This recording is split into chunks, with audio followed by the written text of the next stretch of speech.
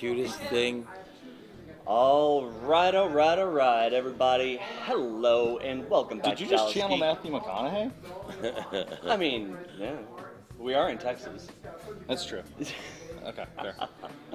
But guys, thank you so much for joining us. If this is your first time checking us out, you picked an interesting one, but we'll go on ahead.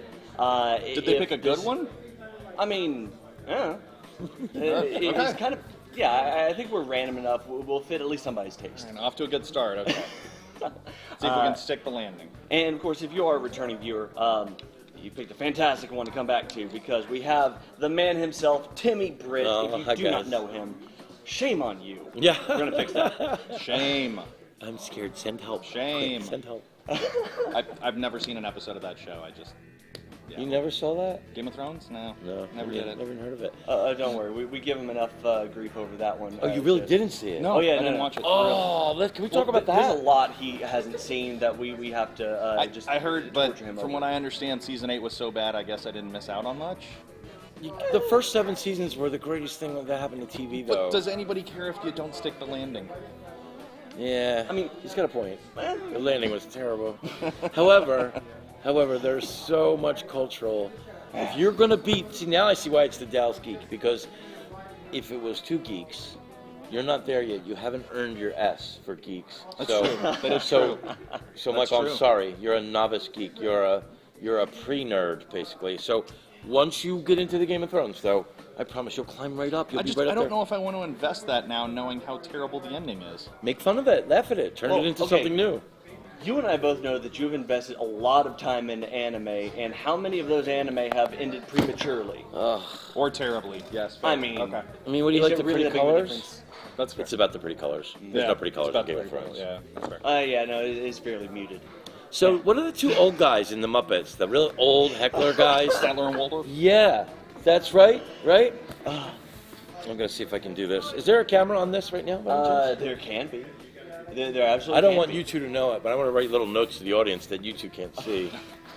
I'm a little terrified right Well, now. guys, for those of you who do not know who Timmy Britt is, here is the TLDR. For those of you who do internet speak, Timmy I Britt, don't. What does that mean? Yeah, what does that mean? The long and short of it. Oh, it's. I see. I think it's To Latin. change that it sounds to about old people speak. It's the long and short of it. Well, I can Okay, do thank that. you. I'm Yeah. way older than Yes. you guys. My name's Timmy Britt, and what happened was, my birthday happened. I was 5 years old, and my parents took me to Walt Disney World. And a little kid is 1971, October 25th. And as a little kid, I thought it was all for me. I'm like, what? Yes. And as it turns out, we lost. See, maybe you should tell the story. I'm so bad at this. What happened was, it's the same day that they named the park after Walt. His dream, Walt Disney World, was named and realized on my birthday. And so I just thought, well, this is great. Can we go to the Haunted Mansion? And I got the Haunted Mansion in, and then it wasn't until years later I realized what that was.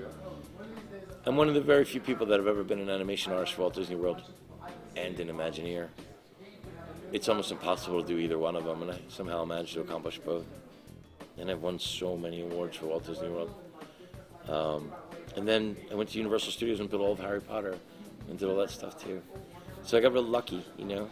God listens, and I worked hard. And so that's me in a nutshell from me. Now, whatever these guys have concocted or put together, I'm so flattered about what you're about to say, but that's who I am. I'm just a guy trying to do the right thing with a crayon and a piece of paper. That's really all I am. So go ahead. Let's, I give a think line you're for- being a little modest.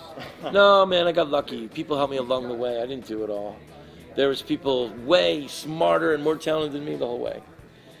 Some days, some of them had to give me $5 for a sandwich or $10 for gas. Like, I did not do it on my own. And you'll find in any great feat that it's the team that does it. It's not one person. I just have a fun way to talk about it, you know? Yeah. Like, I could bring it to you with a communication that other people, you know, have an education and experience level that brings me to a place where I have amassed quite a bunch of little stories along the way, and they're very interesting. If you're outside of it and you don't get to know what's going on, you go to Disney World once in your lifetime, you wonder who makes those things. Right. And so I'm part of a group of people that put it together and do it as a team. Yeah. Bring it for the whole world, so it's really amazing. And then when the pandemic happened, we all needed something to do, so I contacted my friend Catherine Bell, and I said, remember that letter you wrote me to Walt Disney World? She said, yeah. I said, well, I've won all these awards and stuff. And your letter got me one of them. She said, oh, I'm so thrilled. She was so humble. And I said, what have you been doing? She's like, well, I wrote a book. And I'm like, no way. That's what I want to find out. And so we wrote this amazing book here. Yeah. And it's like 2 years. All right, so her part, I have this philosophy that if you have a dream that you believe in with all your heart, there's a formula. It's 4 parts. Have a dream and you believe in with all your heart. Every word of that's important, but that's part 1. And then part 2 is you have to work hard, do the work. And part 3 is you have to do the work, and part 4 is do the work. So I had the dream that I believed in with all my heart, and she did the work, did the work, did the work. She sat there for 12 hours a day writing this book. It was amazing. She's also an amazing person, a wonderful person. She said, if you let me do this for you, I'll take all the T-shirts that you've worn over the years for all these projects. So I have Harry Potter T-shirts and Pandora T-shirts and Star Wars T-shirts and different things. And she cut them all up and sewed them into a blanket, one for my son and one for my daughter. They cover a king-size bed, both of them. It's amazing what she did. Very cool. So for the rest of their lives, as they dream, Yeah. they'll be dreaming under the T-shirts that I used to make those dreams come true for me. Yeah. So, kind of propels them, motivates them every morning. Get up and don't be lazy and go do what you have to do. Do the work, do the work, do the work. All right, so I've shanghaied your show. I'm so sorry. No, you were fine. And I didn't mean to say that you weren't a geek. If you want to be a geek, you can be a real. You can go ahead. I'll vote for you. I don't think I have a choice. I was born this way. I know, but you got to see Game of Thrones. All right, so. What you just did, yes. So go I do ahead. need to see it. Go ahead, Brad. Tear me apart here. What do you want? I want to talk about cats. I have this cat that gave me this thing on my arm.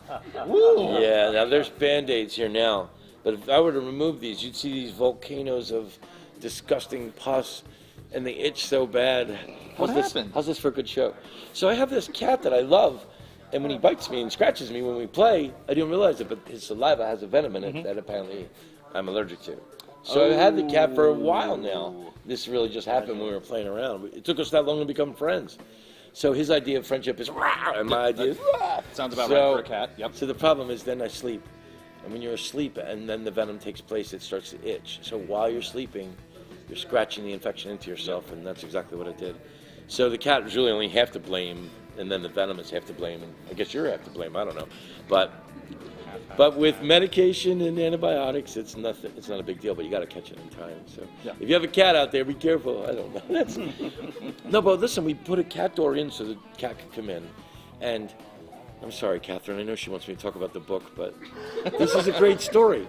So the cat, right? He sleeps in the middle of the street, and it took him 3 months to come up to me and talk to me, and he does. And so we become friends, and yeah, I let him in the house and all. But he can't get in when I don't want him in. Well, he becomes such a trustworthy friend that I decide, fine, I'll cut a little cat door, and he can come in and go when he pleases. Right. That way when it's raining or whatever. So one night I'm sleeping, and I hear like this annoying, horrible sound right under my bed. I'm sound asleep, and there's a monster under my bed. It's screaming, it's rustling. Oh, here it's Stone Cold. That's what I call my cat because he has no heart at all, and his eyes are ice blue. So I call him Stone Cold. He catches a bunny, brings it in the cat door, doesn't kill it, plays with it under my bed, and then gives it the death bite scratch thing. Oh, poor bunny. So then drags the thing out, and then he's all proud as he's eating the bunny's head. I know this is a family story, but I just want to tell you, this cat, and he's so beautiful. He's got big white paws and big blue eyes.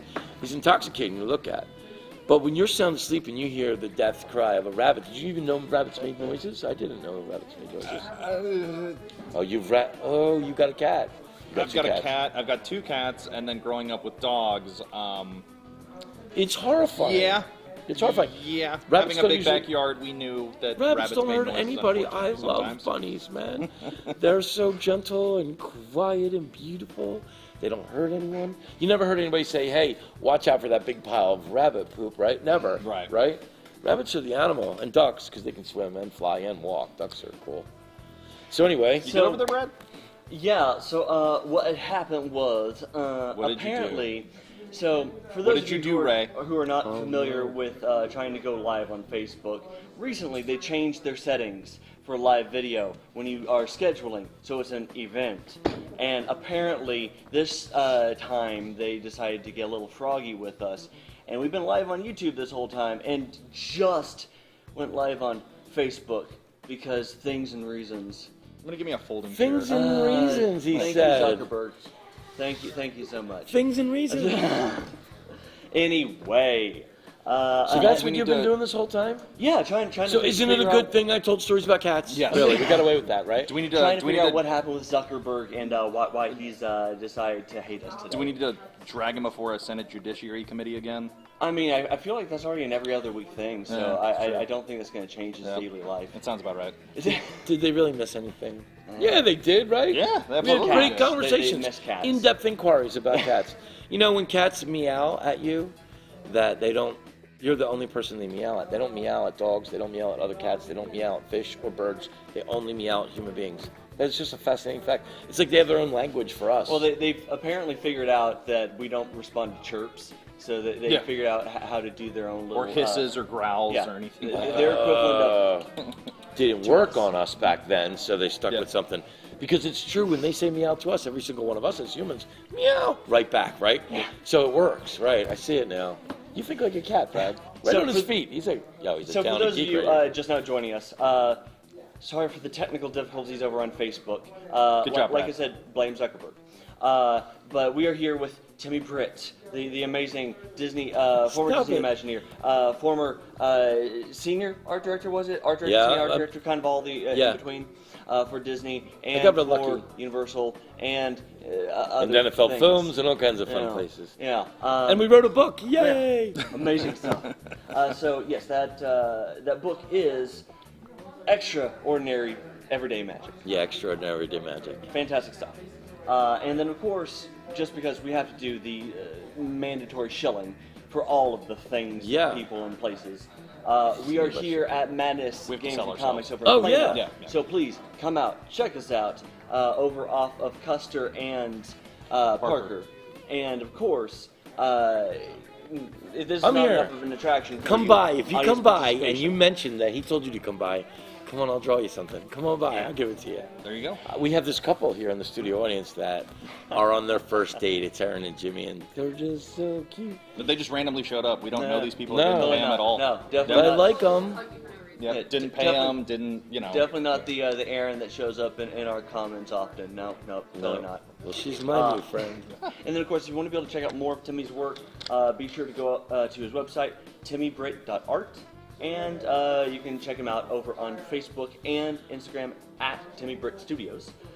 Because, Timmy So Britt. if that first part wasn't on Facebook Live, what was it on? It was on YouTube. YouTube. All right. Yeah. So we were still live, just Yeah. one platform down. Okay. It's still in the Yeah, ether yeah. of the Google internet. likes somewhere. us. Yeah. So yes, Google likes us. Zuckerberg is apparently having a side eye with us today, and Oh, yeah. he's not even. But he hey, loves me. We're remember, buddies. as we always say, there are only two people or things that we do not make mad, and that is the Googles and the mouse.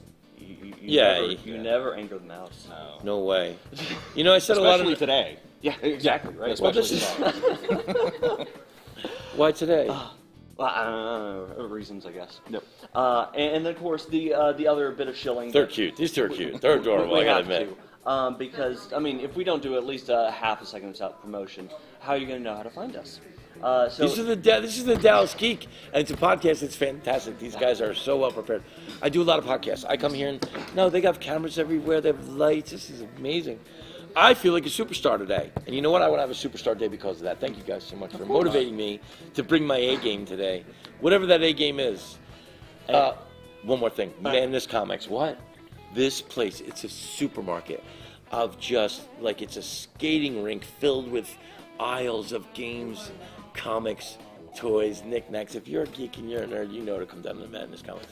It's a new thing to me, so I'm just like blown away by it. I never saw. I'm probably going going to spend too much money when this is done in here. Yeah. Oh, everything they have is brand new and fresh, and the staff they have here, right? Not only do they keep it well staffed and it's immaculate, Yes. but they walk around. You know, they're knowledgeable. You know, listen, that's not a promo for them. That's the truth. Oh no, we shill for them plenty. Yes. No, the staff here is fantastic, very well informed, can answer pretty much any question you have, and if that particular staff member can't, somebody else will, because And they know how to do it. They know how to get them. do the full thing. Tom, we good? We good? Awesome. Always got to be able to get Tom's input because if you've been checked this out before, Tom, Yeah. Just yell at Brad if something goes wrong. So yeah, It's probably his fault anyway. You mean if something else goes wrong? I mean, you're right. Fair. Well, Yeah, something I mean, else. he always does remind me, don't jinx us before we go on, and somehow I always find a way to jinx us at least once. I think the So- problem is that you are a detail-oriented person who can globally think. And when somebody can globally think and has all the details, your nerves start to get like, whoa, it's a lot to deal with. And at the last minute, if something goes wrong, you either snap out or you handle it like a pro. And we had problems with the thing, and you went boom, boom, boom, boom, boom, and now we're all set. So don't worry about it. You got Or it's this. the ADHD. It could be the ADHD. It's definitely, as somebody that was diagnosed with it, it is definitely the ADHD. Wait, you both have ADHD? Oh yeah, haven't yeah. you heard? All millennials have ADHD. Oh, But seriously though, we were this close. We got this. We were this. It's like we got 99 yards, and just before we crossed And the we end zone, fumbled on the one. but there's the ball. But I will say, if you guys have not checked us out before, need to know where to be able to find more of our stuff when we come back on all the time. You can check us out over on the YouTubes. Don't forget to like, subscribe, and hit that bell notification to be able to get notified when we actually post videos or go live, because, you know, Google likes us, but not that much. So you got to do your own legwork. We don't make the money, so they don't like us that much yet. Yeah. And then on Facebook, when Well, that'll Zuckerberg's on change, that- right? That's the plan. Oh yeah. You do a good job if you stick with it and you believe in what you're doing. There's nothing stopping you. The only thing that can stop you two now is YouTube. Man. Stay with it. You got this. This is really a great setup. Hey, don't forget to like, follow, comment, share all the things over on Facebook, and of course, check out the audio for all of our lives, like this one. Yeah. Listen to my and- pretty voice, right? It's so pretty, right? and all the fun stuff over on Apple Podcasts, Spotify, iHeartRadio, Google Podcasts, and Stitcher, because the algorithm. Yeah, why not? The algorithm. And why not? Always the algorithm. That's exactly right. So, are we done with all that? yes. So yes, yeah. we're done with all the So- shameless self-promotion. Back to the Disney. We never really went Timmy there. Britt show. We never started with any of it. I just was kind of telling you guys about my cat. Yeah. Well, I mean, you get a fever from it, and you could say crazy things. You could have a podcast and talk about a cat. That's true. I swore I'd never make a cat video too. Like, I had a really good friend that told me, you should be on Instagram. And I'm like, oh, what? So I can make cat videos? And I swear it's not even a whole year and a half later, and I might have 100 or 200 cat videos Sounds already. I don't even want to do it. It's the cat. It's the power of the cat. All right. So obviously, Let's talk about the mouse. There's a lot of things to be able to talk about. I think one of the big things, which we already have in the comments over on Facebook and YouTube, is how did you become an Imagineer? How do you become an Imagineer? And, you know, what's it like? Yeah. But I think Wow. the first thing that we need to get into is you're an artist. Yeah. Why? No, Wow, that's I a mean- really Pulitzer, hard-hitting Let's see, interview well- question. well, there, Brad. well, I never got asked that before. That's the first time. In fairness, when you look around, you always hear the stereotype, the starving artist. And, I mean, when you do get to talk to an artist that became successful, I'm sure there's plenty of people that will always wonder, why did you take the risk of becoming an artist when that's not like a new stereotype? Yeah. So what compelled you to do it? Okay. That's a great question. My father's one of those people who said, don't do this. Please don't do this, he said to me. I'm telling you, Mike, he sat me down and said, please don't do this. So I said, Dad, I got to do it, you know? Who's going to take care of Mickey? Anyway, there's something inside an artist that makes him do it. I can't say that I chose art as much as any artist will tell you. They get it, they look at a cloud or they see this or they see that, and they're inspired to create. So being able to translate an idea or communicate through music or other things is what makes an artist, and we find our niche as we go. So I didn't so much choose as being an artist until my dad said, you can do this or do that. And when that happened, I went behind his back and I did both. There you go. Yeah, so I went to engineering school and art school and didn't tell him about the art school. Okay. But the engineering school really helped me a lot when I got to Imagineering. So Yeah. to answer that, how do you, when do you, how do you, why do you question, you And have the why. Don't forget you the have why. to want it. Remember that formula about building a dream and having it, chasing it, and doing the work?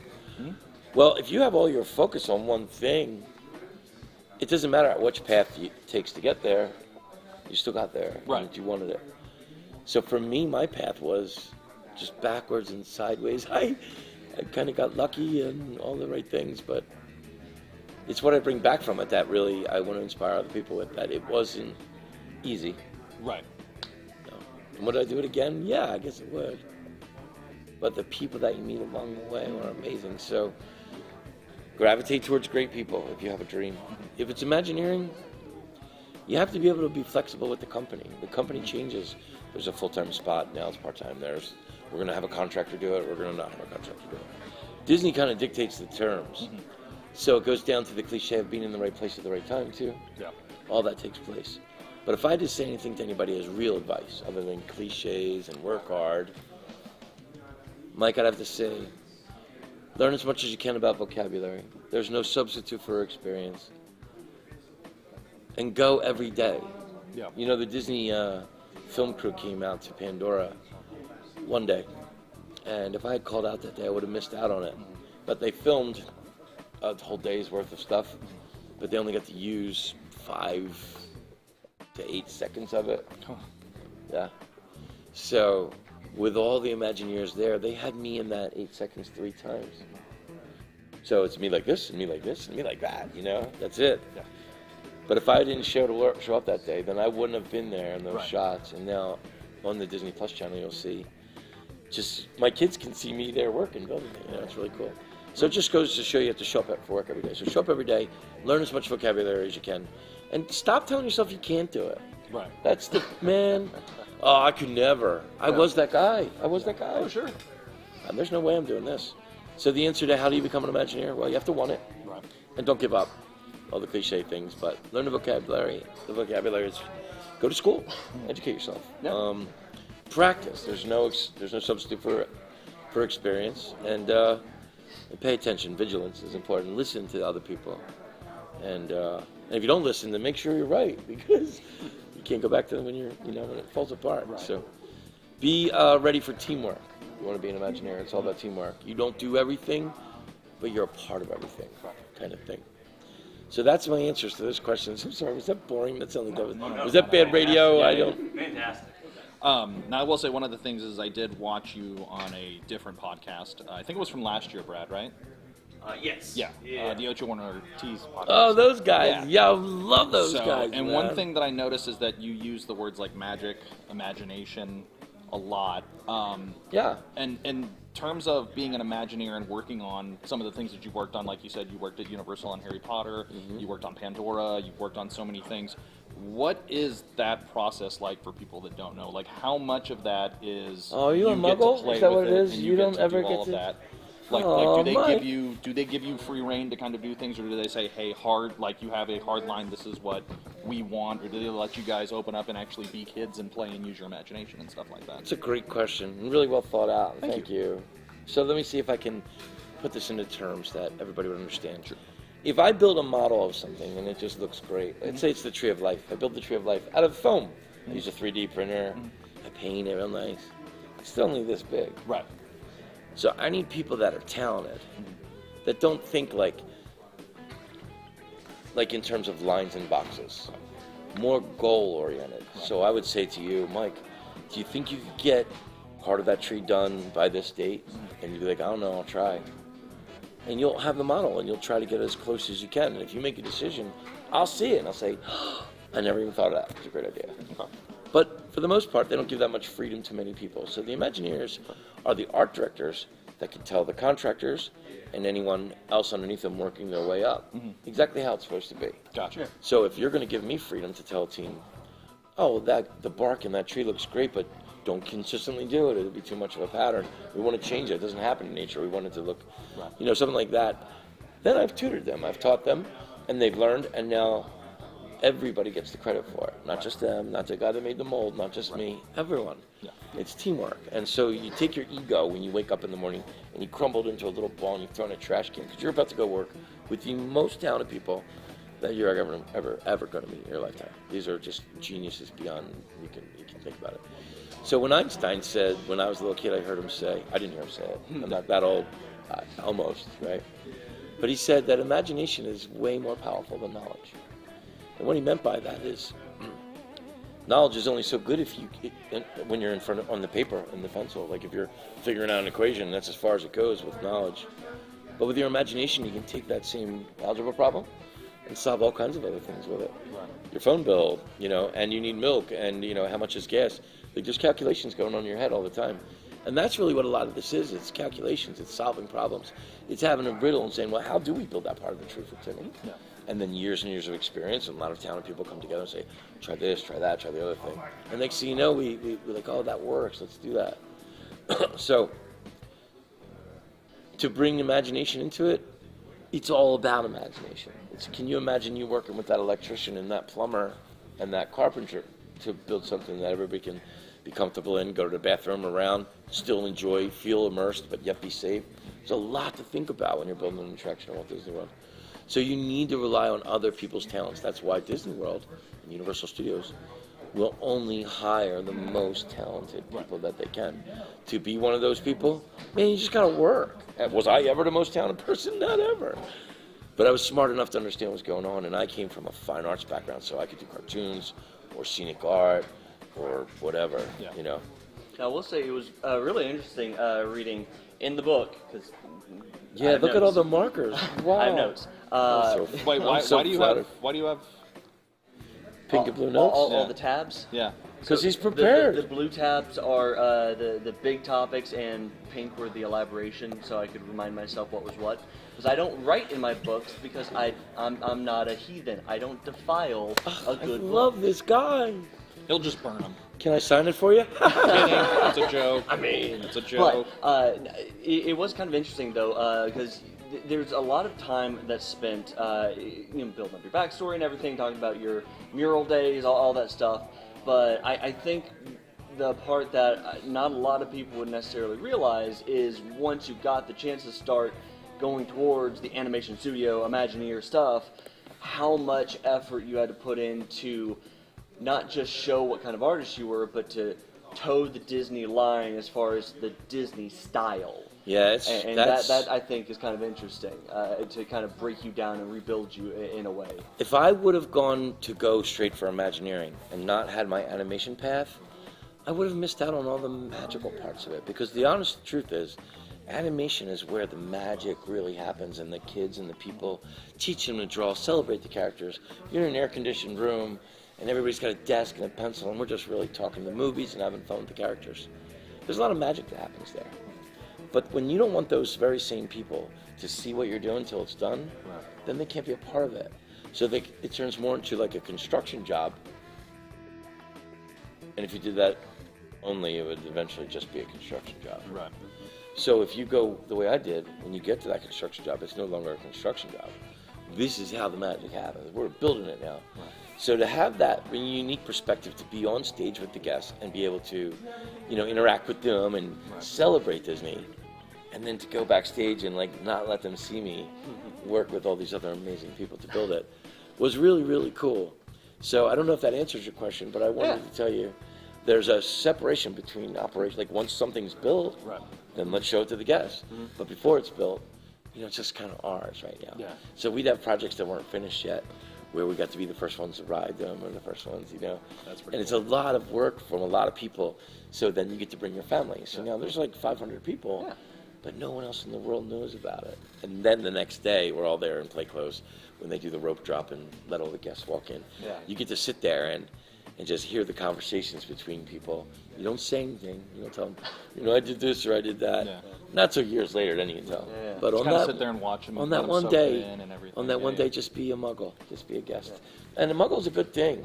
Listen, I keep saying that like it's a bad thing. No, it's not. The world is filled with muggles. We need muggles. But then muggles, poor things, they need a place to escape. Yeah. So who do you go to then? Then you have people that think, artistically, and say, okay, I feel that way too, but I can express it, and here's how. I can carve this concrete, or paint this mold, or do whatever it needs to be done. Yeah. Thinking up the ideas and stuff like that is a lot of fun too, because, like I said, we have a mold, and then we have to go build it. Yeah. But in the real world, sand sinks, and water washes stuff away, and you didn't realize it was going to be like that before. So you see the real world problems right live in person in your face. So in that adjustment period, to fix this or add that to make it work for everybody, wheelchairs, everybody. Yeah. So something happens that takes on a life of its own. It's almost more magical because it wasn't there in the mold, but necessity brought it around. Because everybody knows what they're doing, they could pull it off, and now suddenly it's even more beautiful than the mold was in the beginning. And that's when Imagineering steps in. It is the combination of engineering and imagination.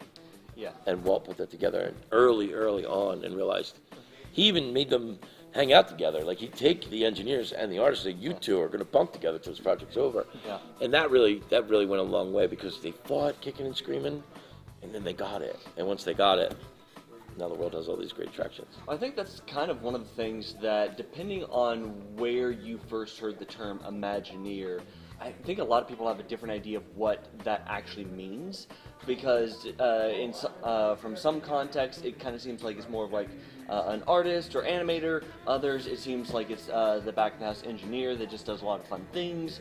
But it does seem like it's a much more middle ground balance between the two that does the heavy lifting that both could have to ever do. To get an Imagineering helmet, Yeah. see what you guys did here today with this podcast and putting all this together? That's what Imagineers do. Whatever it takes to bring the show off and to make it right for the guests. The guests come first. If you are exceptional in one field or another, be it, you don't think there's Imagineers that are carpenters? You don't think there's Imagineers that are electricians? Yeah. There's Imagineers that design the frill on the cupcakes. Yeah. If you are excellent in your field and you can help the company by leading others, being a team member, and pulling off some of the most amazing things, then you are an Imagineer.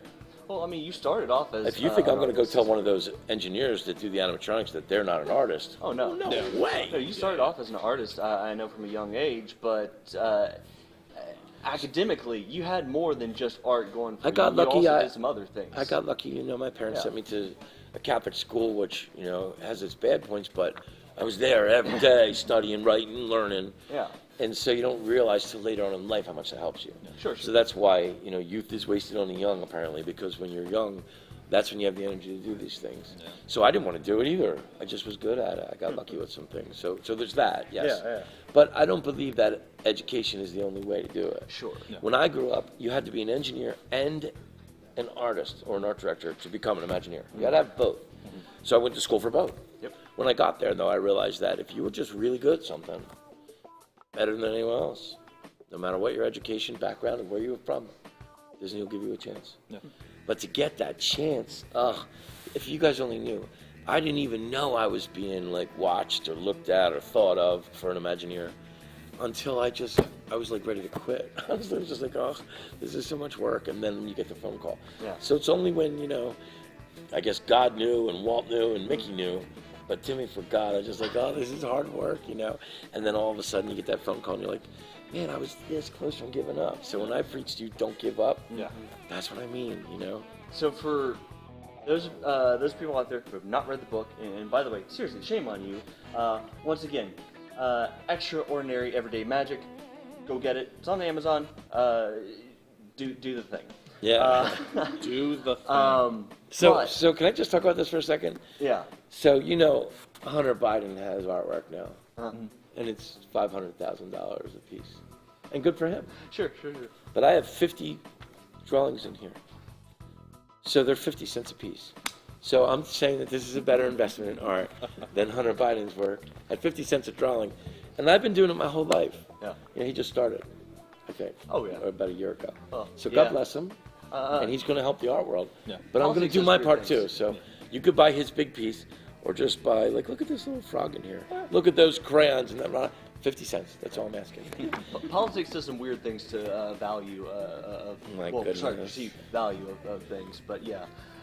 Hey, he's paint. He could be doing a lot worse things, Oh no, absolutely, Very true. He could be a lobbyist. and he's making something beautiful. He could be a lobbyist though. Okay. All right, so we went there. Anyway. So about the book. But So there's yes. 50 illustrations because it's 50 years of Walt Disney World being around. It was Walt's dream and he never got to see it. I got to see it, and he did it. In retrospect, for all the hardcore Disney fans out there, is one of the most heartbreaking things, considering how much joy and just pure unadulterated happiness he has brought to so many people. To not be able to see the full vision brought out is, man.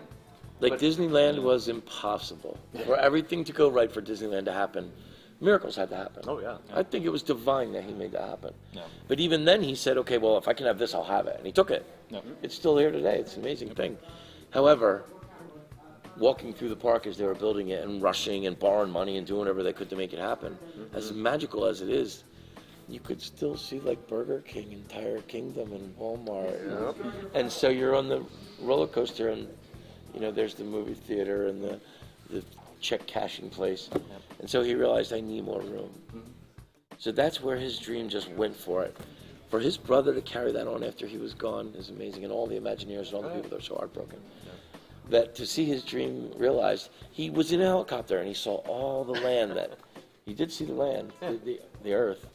So later on, 50 years later, I'm on top of the flying mountains, the floating mountains for Pandora. Yeah. And I can see all that land that he bought, but now I see Spaceship Earth, rock and roll, roller coaster, and I see the swan and the dolphin, and I can see the castle, and I can see, you know, all of it there.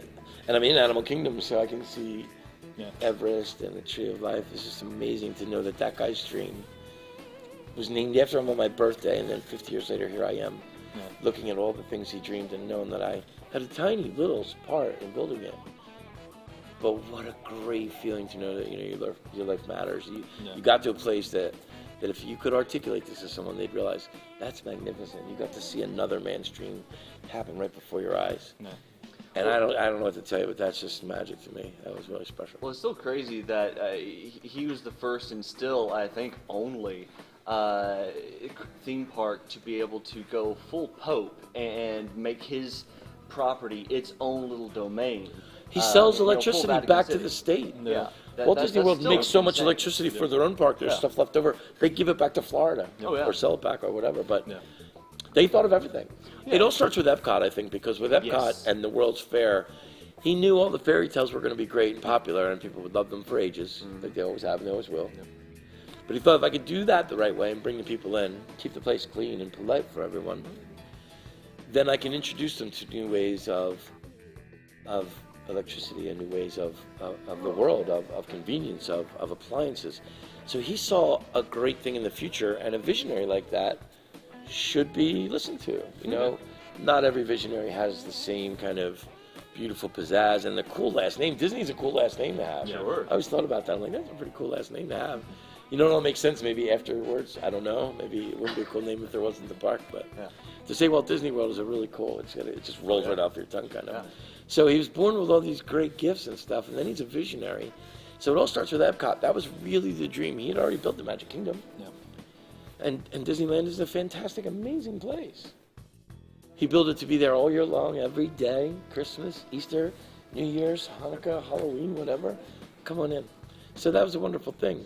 But to not have his dream realized in Epcot, you know, but they couldn't just start with Epcot. So they had to build the Magic Kingdom, and then Epcot, and then you had the basis, the nucleus of Walt Disney World, of course, all the hotels. Now look at it. Sure. Now look at it. Oh, look at Universal Studios built an epic park with 3 more parks on top of the 5 they have. Oh, yeah.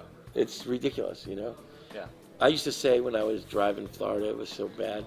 The traffic was so bad some days that I would be so angry because I have to get to work. Yeah. And, you know, I'm the boss. I have people that have to be there too, so I can't be late. Right. So it just wouldn't be right. So I was late sometimes, though. But I'm an artist, right? That didn't fly. You had to be there on time. But all these people would be in our way in the traffic. So I'm driving along, and all I see is like car after car, light after light. I'm like, ugh. And then it hits me one morning. I'm like, these people are here because of the stuff that I'm doing. So I build them for these people, and then I complain when they're in the way.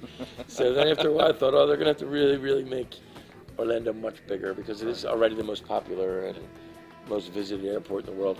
The artwork that I've been a part of with my team and teammates has been seen by more people than Leonardo da Vinci, and Michelangelo, and everyone else. More people go through the attractions at Walt Disney World and Universal since they've opened that have been in every museum since there were museums, because people want to go have fun, you know. So in a little kind of backhand way, I have more viewers seeing my work. Now, My name isn't there real big on it, but it's quite an accomplishment. You know, Sure. to say I worked on Pandora or Frozen or Toy Story or Star Wars. People know exactly what that is, you know, even if they've never seen it. So it's gotten me to a place in my life where I don't really need much but a pencil. I can get almost where I need to get. Right. Like if there's a door closed and nobody has a key, I have a pencil, we'll get in. And that's a confidence that comes with just years and years of being able to do it. Now, sorry, I didn't mean to interrupt you. No, you're not interrupting. I'll talk forever if you don't. You just named some of the projects that you've worked on. Yeah. Just a handful. Are there any of them that really stick out in terms of like a pride aspect that like you are just like, this is your baby, you are so happy that like you shared this with the world kind of thing? Hagrid's Motorbike Adventure was the first job where I had a lot of freedom. I got to pick my team, train them, make promises to them, and then deliver those promises. Yeah. So to have all that come true and watch them cry when the rope drop happens and the guests come in and they get to ride it with the guests, to see them win the awards for Roller Coaster of the Year 2019, to know that they never did this before, they just were so creative, they were always overlooked, nobody ever gave them a chance, they were left behind and forgotten. And I said, nope, I'll take that one, and I'll take that one, and I'll take that one. And then I promised them, you are going to work harder than you ever did before. And water is your best friend. And when Timmy's happy, everybody's happy. Like I just laid down the law. Yeah. And you know what they said? You ain't so tough. And I loved it. So it was great. These little girls, they were like 4 foot tall, all of them too. Awesome. Man, they were bad people. You do not mess with Robin Glendale and Meg Billy. And you don't mess, with MJ. No way. These girls, by the end of the job, they're like, Timmy, you know that's wrong. And I'm like, oh my God. You know, so I was a fair and even boss, but it was a really big opportunity for them. Since then, it has changed every one of their lives. They are now art directors of their own right. They have their own businesses. They're crushing life with their art. Nice. They just need somebody to recognize that they had the... Like if I asked you, hey, you want to help me with a project, even if you couldn't do it, if it was that kind of big, you'd be like, man, you promise you'll teach me? I'll be like, yeah, I'll show you every step of the way if you promise to listen to me. You'd be like, sure, I'll do it. Right, absolutely. Well, will you do it in a week? Will you do it in a month? Will you do it in 2 months? Will you do it in 2 years? These girls were there from day one to the end, crushing it for me. I like to say it's because, they were big fans of mine. No, they had a drive and a heart inside them that I just had to get out of the way of. So I just want to brag about the teammates that I built. So I'd have to say Hagrid's Motorbike Adventure was personally just this great accomplishment. I'd already become an Imagineer and had all these great accolades and won all the awards. Yeah. And you know what? Helped someone else. Yeah. So to hand pick, 14 different people and help them was really personally really satisfying for me. To see their faces when they're crying and they're winning awards and they're wearing tuxedos was really brilliant for me. I think that would be a great little after-school special story someday for a movie. All right, next question. I'm sorry. So, Brad's going. Okay, so I know that you started off as cast member because my understanding is that's where everybody starts out. You start off at the bottom, you do all the things. Whatever they tell you. And then when they think you're ready, if they think you're ready, you get opportunities for other things. That's exactly right. So what was your progression once you got through, which by the way was one of my other favorite parts of the book, one of the most maybe amazing auditions I got lucky. I got so lucky. Well, luck comes from being prepared. Yeah. So for a month I paced, and I had these 2 little babies and 2 dogs and my wife, and I just could start walking again. So in the story I say I paced because I'm so into it, but the truth is I also had to pace because of my leg. I was in this terrible car accident, and it just had gotten healed and I could walk. I walked through Disney World, but it would have stiffness to it. I had a cadaver bone in my knee. I'm sorry? What picture, baby? I'm sorry. Mickey. Oh. She's way ahead of me in the story here. I'm trying to. That's my writer. She's right on this. I wasn't going to draw the Mickey picture. I want to tell you something. So with me pacing and being prepared, imagination. Let's get back to it. I have this imagination where I can close my eyes and be almost anywhere I want to be. I could fly around the rings of Saturn by closing my eyes, or go deep in the ocean. I can become someone else. I can be as small as an atom or as big as the universe. If you have an imagination and you train it and you work with it, you can go anywhere you want to go. Everyone can do this. I don't care who you are. You just have to practice, like anything. So with my imagination, I pictured everything in that place that it would be. And when I got there, I just got lucky. It was exactly like I imagined it. I'd never been there before. Yeah. But it had to be this and it had to be that. There had to be offices and files and people running around. So in my head, I kind of created this place. And then I paced and I worked it out in my head.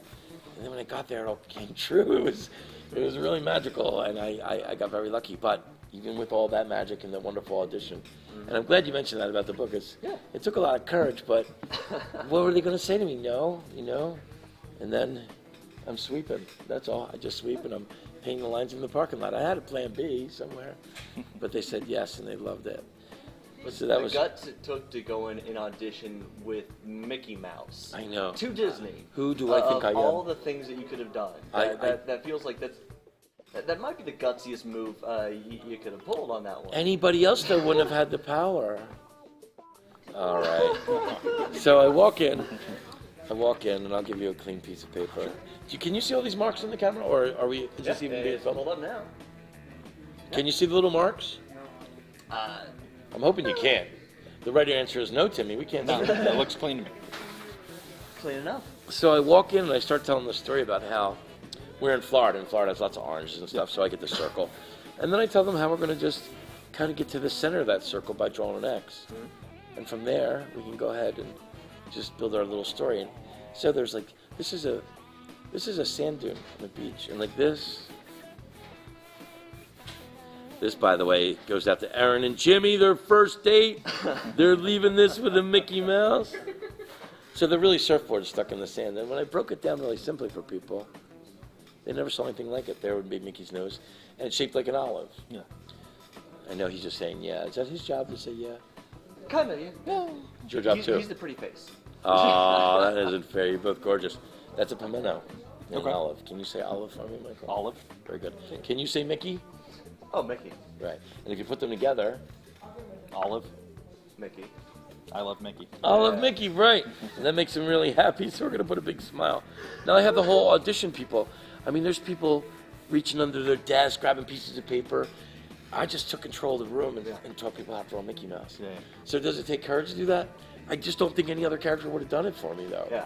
Like, yeah, everybody, here's, Goofy. That's Goofy and all, but Mickey had to do it. Yeah. So along the way, I told them this little story about palm trees and a hammock and a little bean shape. And just little by little, I walked them through. Oh, you guys are going to like this one. This has turned out nice. Just the simple steps to bring Mickey to life. And here I am, just going to shade in some of the relevant areas. And I had them all watching me. It was so much fun. And then I had to risk it all. I had to. I started knocking on my drawing. I'm so sorry, this is really dumb. But it worked, and it got me the job. And I'm like, Mickey Mouse. And now there's all these big Disney executives around, because I'm quite a crowd.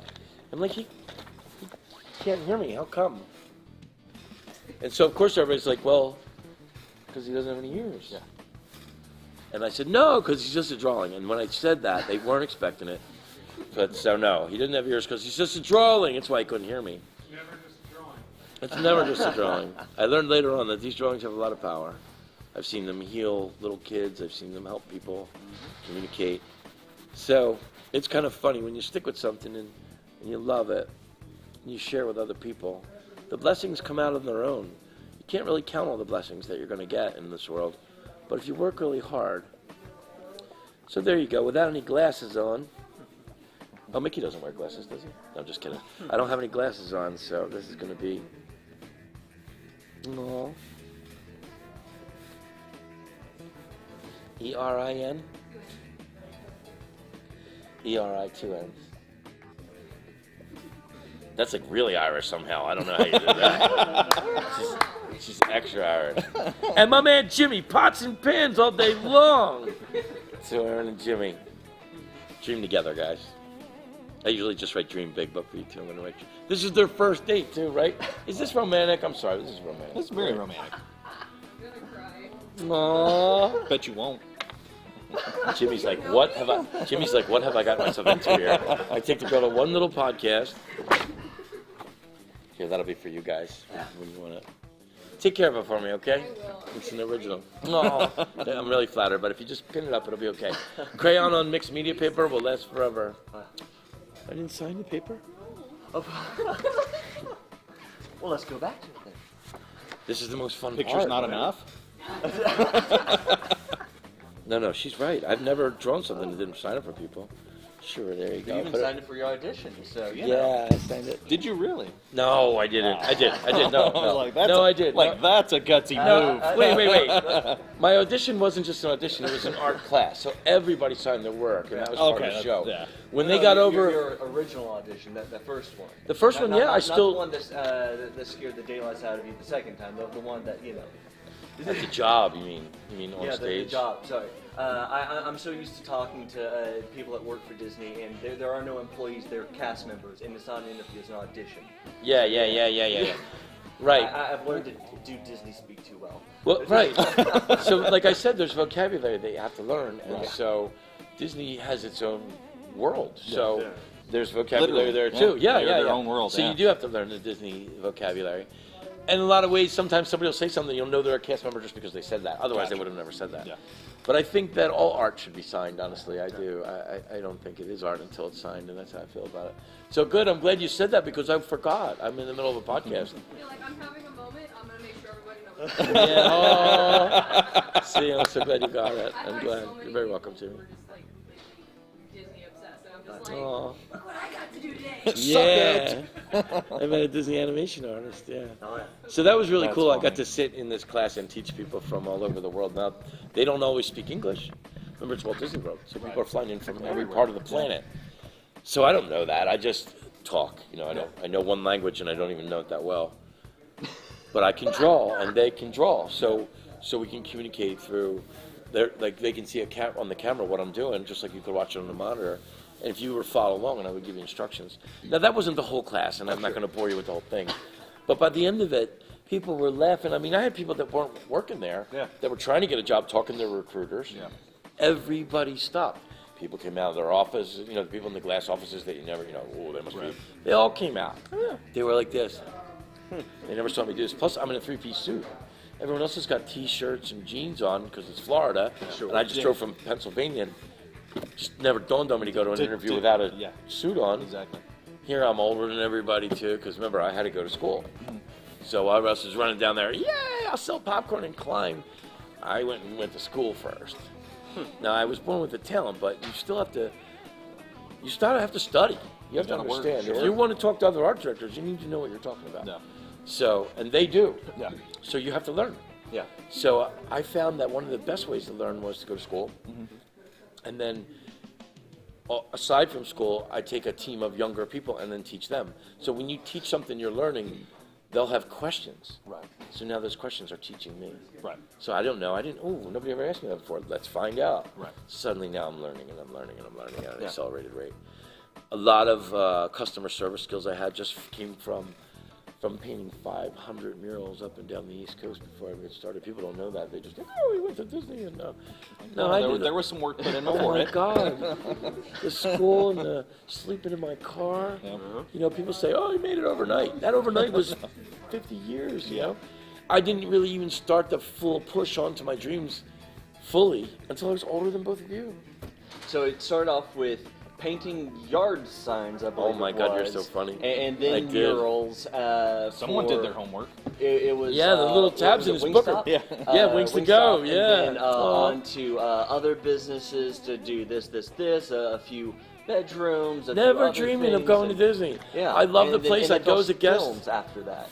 What's that? And then NFL films after all that, which. That's his domain, is all things sports. Okay, so... I mock him endlessly for that.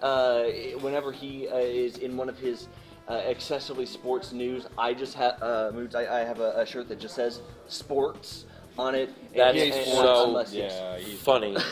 You're that guy. Oh, yeah. Oh, I love you. Oh, he's that guy. All right, absolutely that guy. So let me tell you something. In fact, there have been many I just hope both teams have fun. I like the colors on that team. There have been so many live shows we've had that have been interrupted by fantasy football notifications on his phone that I have to go and remind him, no, wrong type of nerd time. You can nerd out over your sports cosplay and D&D stuff, whatever, later. This is nerdy nerd stuff. Yeah, I love it. Not So nerd. can I say something that might make you feel a little better about the whole thing? Yeah. I worked for NFL Films, which is all what you do. It's technical, it's sound, it's film, it's editing, it's orchestras coming in and laying down a track. It was setting up shows for PBS's, for NFL's, HBO rather. Yeah. PBS was a whole nother thing on Sesame Street. Oh, yeah. I did, but at NFL Films, it was king nerds, man. They didn't care about which team won. They needed to get the perfect shot of the agony or the suffering, So I got to work with people that were exactly your kind of Imagineer, to be honest with you. No, they were. Oh, no. I didn't know this. Like, I would be walking in and I was like, what is all this stuff? They said, well, this is this and this is this. And so I got a chance to animate when you watch a football game, and you don't, so there's like... Well, I do by proximity. Osmosis, yeah. Plus, I grew up in Texas, so there had to be some football exposure at some point. Oh, you can't get walk from one end of Texas to the other. And he was in band in high school. Yeah, He was in so band. I was In in Texas. band, so that means that I sat through every high school This football is going to game. be really hard. All right, 4 so... years, yes. This is where the interview And gets then he difficult. tried to be, and then he tried to play a sport and swam. Okay. I was on the swim team. I say sport because it's not a real sport; it's an activity. Well, they called me The Rock. Wow. That was my nickname on the swim team. Yeah, I just went right down. I didn't win anything, but I got a cool bathing suit and a really cool shirt. The girls all looked pretty, There you but go. I was horrible at it. So was he. So at NFL Hey, Films... hey, I placed a few times. Yeah, man. He tried. Aren't you guys at that age where if you just try, you get a trophy or something? Isn't that how that works? We're part of that generation. Yeah, that Nobody gave didn't you no necessarily trophies, mean right, Mike? that we actively participated in the Yeah. participation trophy thing. But yeah. Once I found out you could buy trophies, they said they didn't become that. Right, Exactly. Yeah. Right? It kind of. I want to be goes the into champion of the disillusion universe in at there. rolling threes with this dice. You get a trophy this big for it, and you put it on your shelf, and nobody knows. Oh, the best part was when we, got out of school and had some friends that worked in trophy shops, engraving and yeah. making them. Oh, you could and make so really- you can really customize. Oh yeah. Oh, So my whenever you see all goodness. these really awesome trophies, going, okay, I feel a little bit better knowing exactly how that was made, but at the same time. It's like, the wonder is gone, and I'm like, I see the parts and pieces. Yeah, and, they're really just plastic, the too. 3D engraving and the. Okay, yeah, sure. It's funny. Really takes some of the luster out. Yeah. So, as someone who worked at NFL Films and seeing that I know what's on the set. I know that there's a shadow here, a fold there that maybe the Right. camera won't pick up. But when you watch yours work on camera and you see it, you think, oh, that was kind of fun. Let's do that again. And so you get better at it. Well, that's what gave me the, well, why not me attitude. Because if I could walk in there to go to be a mechanic, at this point I had just got married and my wife was having a second child. I couldn't be up and down the East Coast painting murals anymore. I had to find a real job. And my buddy, Tim O'Rourke, he's like, yo, you're an engineer. Come get a mechanic job here with me in this new building. And we'll show them your portfolio and sneak you over. Yeah. Well, don't I meet Steve Sable my first day I walked in the building in his door? I almost parked in his spot. Steve Sable's the one who started NFL Films with his father, so he's been a geek like you for before he rest his soul. He's gone now, but he changed my life with teaching me that he was just a person. Because I thought he was the most amazing thing. He's like, Timmy, I'm just a guy like you, man. And it didn't really mean anything until someone like that says it to you. Then you're like, and then for the next couple of years, we were great friends. Yeah. So I realized, he's even more of a guy now because of that. But I realized that I'm just an ordinary, everyday person. Yep. The extra is God and the magic is Wall. I was just an ordinary, regular person that just worked hard and did the right stuff. So there's no shortcuts. Hard work is the shortcut. I just want to say that to whoever's... Hard work is the shortcut. Like, these guys put this podcast together. They're here 2 hours early. 2 hours early to do this for you guys. And you guys just tune in. Oh, I like it.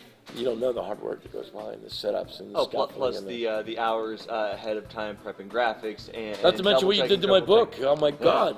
He's got 1,000 little things in it. The things someone has. I'm so flattered, man, really. By the way, because we are at the A break? What was it? hour mark. We got to go ahead and redo the shilling because Yes. I know we have people that have joined part way into this.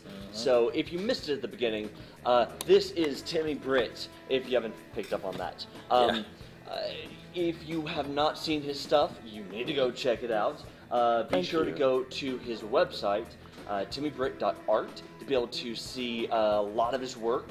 And, of course, be able to get a little bit more of the inside scoop on the amazing book, which you can get over on Amazon, which, you know... It's got a quote in every already chapter. It's got a picture in every chapter. And each chapter, there's a chapter in here for everyone, I promise. They're not all the same. No. Some of them are sad, and some of them are dark, and some of them are hard to get through, because they're real things that happen in life. Hits the full range of fields. Yeah, it does. Yeah. But you will laugh. There's a chapter in here for everybody. And, of course, you can always follow him over on social, on Facebook and Instagram, at Timmy Britt Studios. That's my because, Instagram. you know, he's Timmy Britt. He has a studio. Yeah. So, you know. You two look really cute. Hence, you know, the logo that you now see on screen, Timmy Britt Studios. Yeah. It all makes sense. And I'm here in Dallas. I got my Cowboy shirt on for you guys. Although I know football, I know. That was actually one of the things that was the funniest to me. You're a northern boy that was a Cowboys fan, and you were actively the shame of the family. Yeah, back to which is so amazing to me, yes. because I've sat through plenty of those conversations with my family. That's for fantastic. different reasons. That's fantastic. But yeah, because my family, everybody that I've known, hardcore Cowboy fans, and so if you weren't the Cowboy fan, you were the person in the The wrong. pariah. Nobody wanted. People love to hate you. Tried in Philadelphia. Right? Yeah. They can't stand the Dallas Cowboys. So I'm a little kid watching them win Super Bowls. Yeah. So I don't know from the Eagles yet. I just only saw they were televised. Yeah. Even though it was my hometown, the Eagles were just like always second or third best. There was never, you know. So that love came early, and I believe in loyalty. If you believe in something, you know, you stay with it, you know? Agreed. I've learned to accept other teams exist, but in my heart, it's always only going to be the Dallas Cowboys. That's amazing. So I told my friends someday I'm going to live in Dallas, and here we are, guys. This is a big moment for me. That's wonderful. Dream number 7, check, live in Dallas. Which, speaking of, since we are in Dallas, if you are here in North Dallas, North Texas, or can get here quickly, because, you know, if you aren't here already, you're wrong. Yeah. But we are here at Madness Games and Comics over in Plano, right here at Custer and Parker, also known as 6600 Custer Road. Come check it out. Amazing place. Until It's a somebody corrects me. supermarket of comic stuff and games. You got to see this place. I will still keep saying, until somebody corrects me, the largest comic and game store in North Texas, if not Texas, period. Yeah, man, it's so, a superstar. Yeah, What please about the correct world? me in the comments, but I'm going to keep saying it until you do. What about the world, Brad? I'll say it's the biggest. Oh, one in the I know world. it's not in the world, because I've been to New York. I've seen some things. Yeah, but but New York New York's isn't not as big as Texas. New York is. Yeah, and I bet it's closed Yeah, down. but We're New open. York is- They're closed down. We're open. true. Yeah, That's true. That's fair. That's fair. That's true. So we're the biggest one that's open. That's true. That's fair. Suck That's it, very New fair. We don't know if that's true. And in New York, I'm really sorry. New York takes a lot of flack. The people that live there, they gotta They be tough, don't deserve they? it. Everything Oh. smells like pee. Oh. I'm sorry, did I just say that? I was gonna ask, yeah. double check. I about that. can't So, yeah, wait for September that part, 1st, by the way. coming back here for a full class, I believe. Yeah. Is it just drawing? Is it animation? Is it? I want to get a comprehensive class going where I have people who, you don't have to have a lot of talent, but you have to be able to sit and just try. If you're willing to try, I'll show you step by step, and we'll either draw a comic that you love, or learn about art, or figure out how to make your own comic. But I want to have a class day in each week. Every Wednesday, I'd like to be here. Yeah. You hear that, Brad? You can show up on Wednesday and pretend you have talent. Yeah, or maybe you have talent and I can bring it out in you. Maybe if you just try, because it's more math than it is anything. He's saying this because back when we first got to know each other in middle school and high school, I was the one with the sketch pad of our friend group, and then I found photography. So yes, yeah. So Yes, you're his of all photography. his friends, he was the most creative, and he quit. You didn't have a lot of creative friends then. quit. Well, he became a photographer, which is really I also creative. wouldn't say creative either. Wow. Whoa! Wow. Truth being revealed right here on Dallas Geek. Wow. Extra salt. Yeah, extra salty. Well, he has a lot of time to make up for because somebody's been slacking off and hasn't been showing up to recordings. Oh no, here we go. Oh, you really want to play that? I mean, I know. There are reasons: work, life, the plague, whatever. Whatever he said it, I heard him. I'm a witness. What are the two names of the guys from the Muppets that argue? Statler and Waldorf. Yeah. I'm right in the middle of Statler and Waldorf again. It's great. Me and Catherine can fight for you. We fight better than anybody. Yeah. Oh, so if our other co-host Kyla was here, you wouldn't want to get between the two of them when they start going off. Like the two of us, we go off and it's fun.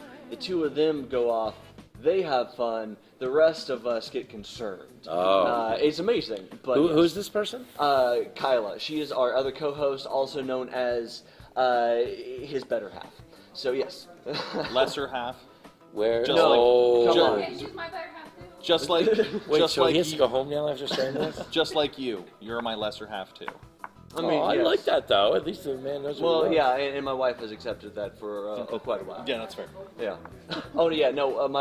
When my wife and I started dating, she had to accept the fact that we were dating, but I also had my boyfriend Mike here. That was going to be a thing. Right, man. It's your work husband. I almost understand that somehow. I think it's about the teamwork. I don't care what you want to call it. Oh yeah, no. So No. She has gotten very used to walking into the room and At first, you probably Very- hated it. Hearing very out of context conversation pieces. Yeah, and just, out of context. Yeah, that sounds about right. And out just of context, keeping on with what she's things doing. said, out of context, things happening. Yeah. Yes. Yeah. Oh, absolutely. Oh yeah. Yeah, no, at this point, we're pretty sure that our boys are just going to look at the two of us as like, oh, yeah, no, that's our two dads, Brad and Mike, and then our mom. If you weren't interesting, who would be here?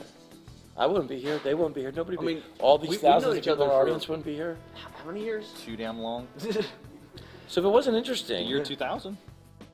Good Lord. like you both Over took 2 decades, paths. yeah. You both took paths that were, how do I say this? Nerdy and geeky, Yes, very right? much so. Nerdy is not a four-letter word in this group. It's not a bad thing. No. But it is a direct thing. It is an actual thing. So if that's the path that you took, the outcome to be something could be amazing, Absolutely. or you could just be having fun. Yeah. But when I That's- see what you that's guys how have this done, whole thing started. Is I called him one day and I was like, "Hey, so you just want to do a podcast where we just shoot the shit and talk about nerd stuff?" I love that. He's like, yeah, that's like 90% of our conversations anyway. So let's just do it on camera."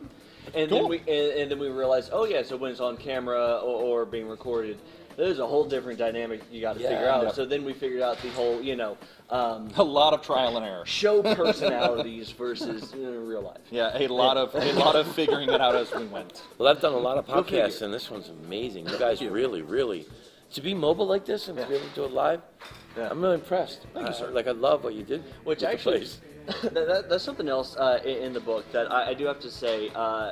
Catherine has done a fantastic job translating, which Can we bring her Yeah, up? let's go ahead. Catherine, if you've been wondering why there's this empty chair here, we've been saving it for just the right For the occasion. writer, Catherine, the actual talent and the magic behind the book. Yes, the other half of the reason why this book exists in the first place, Catherine Bell.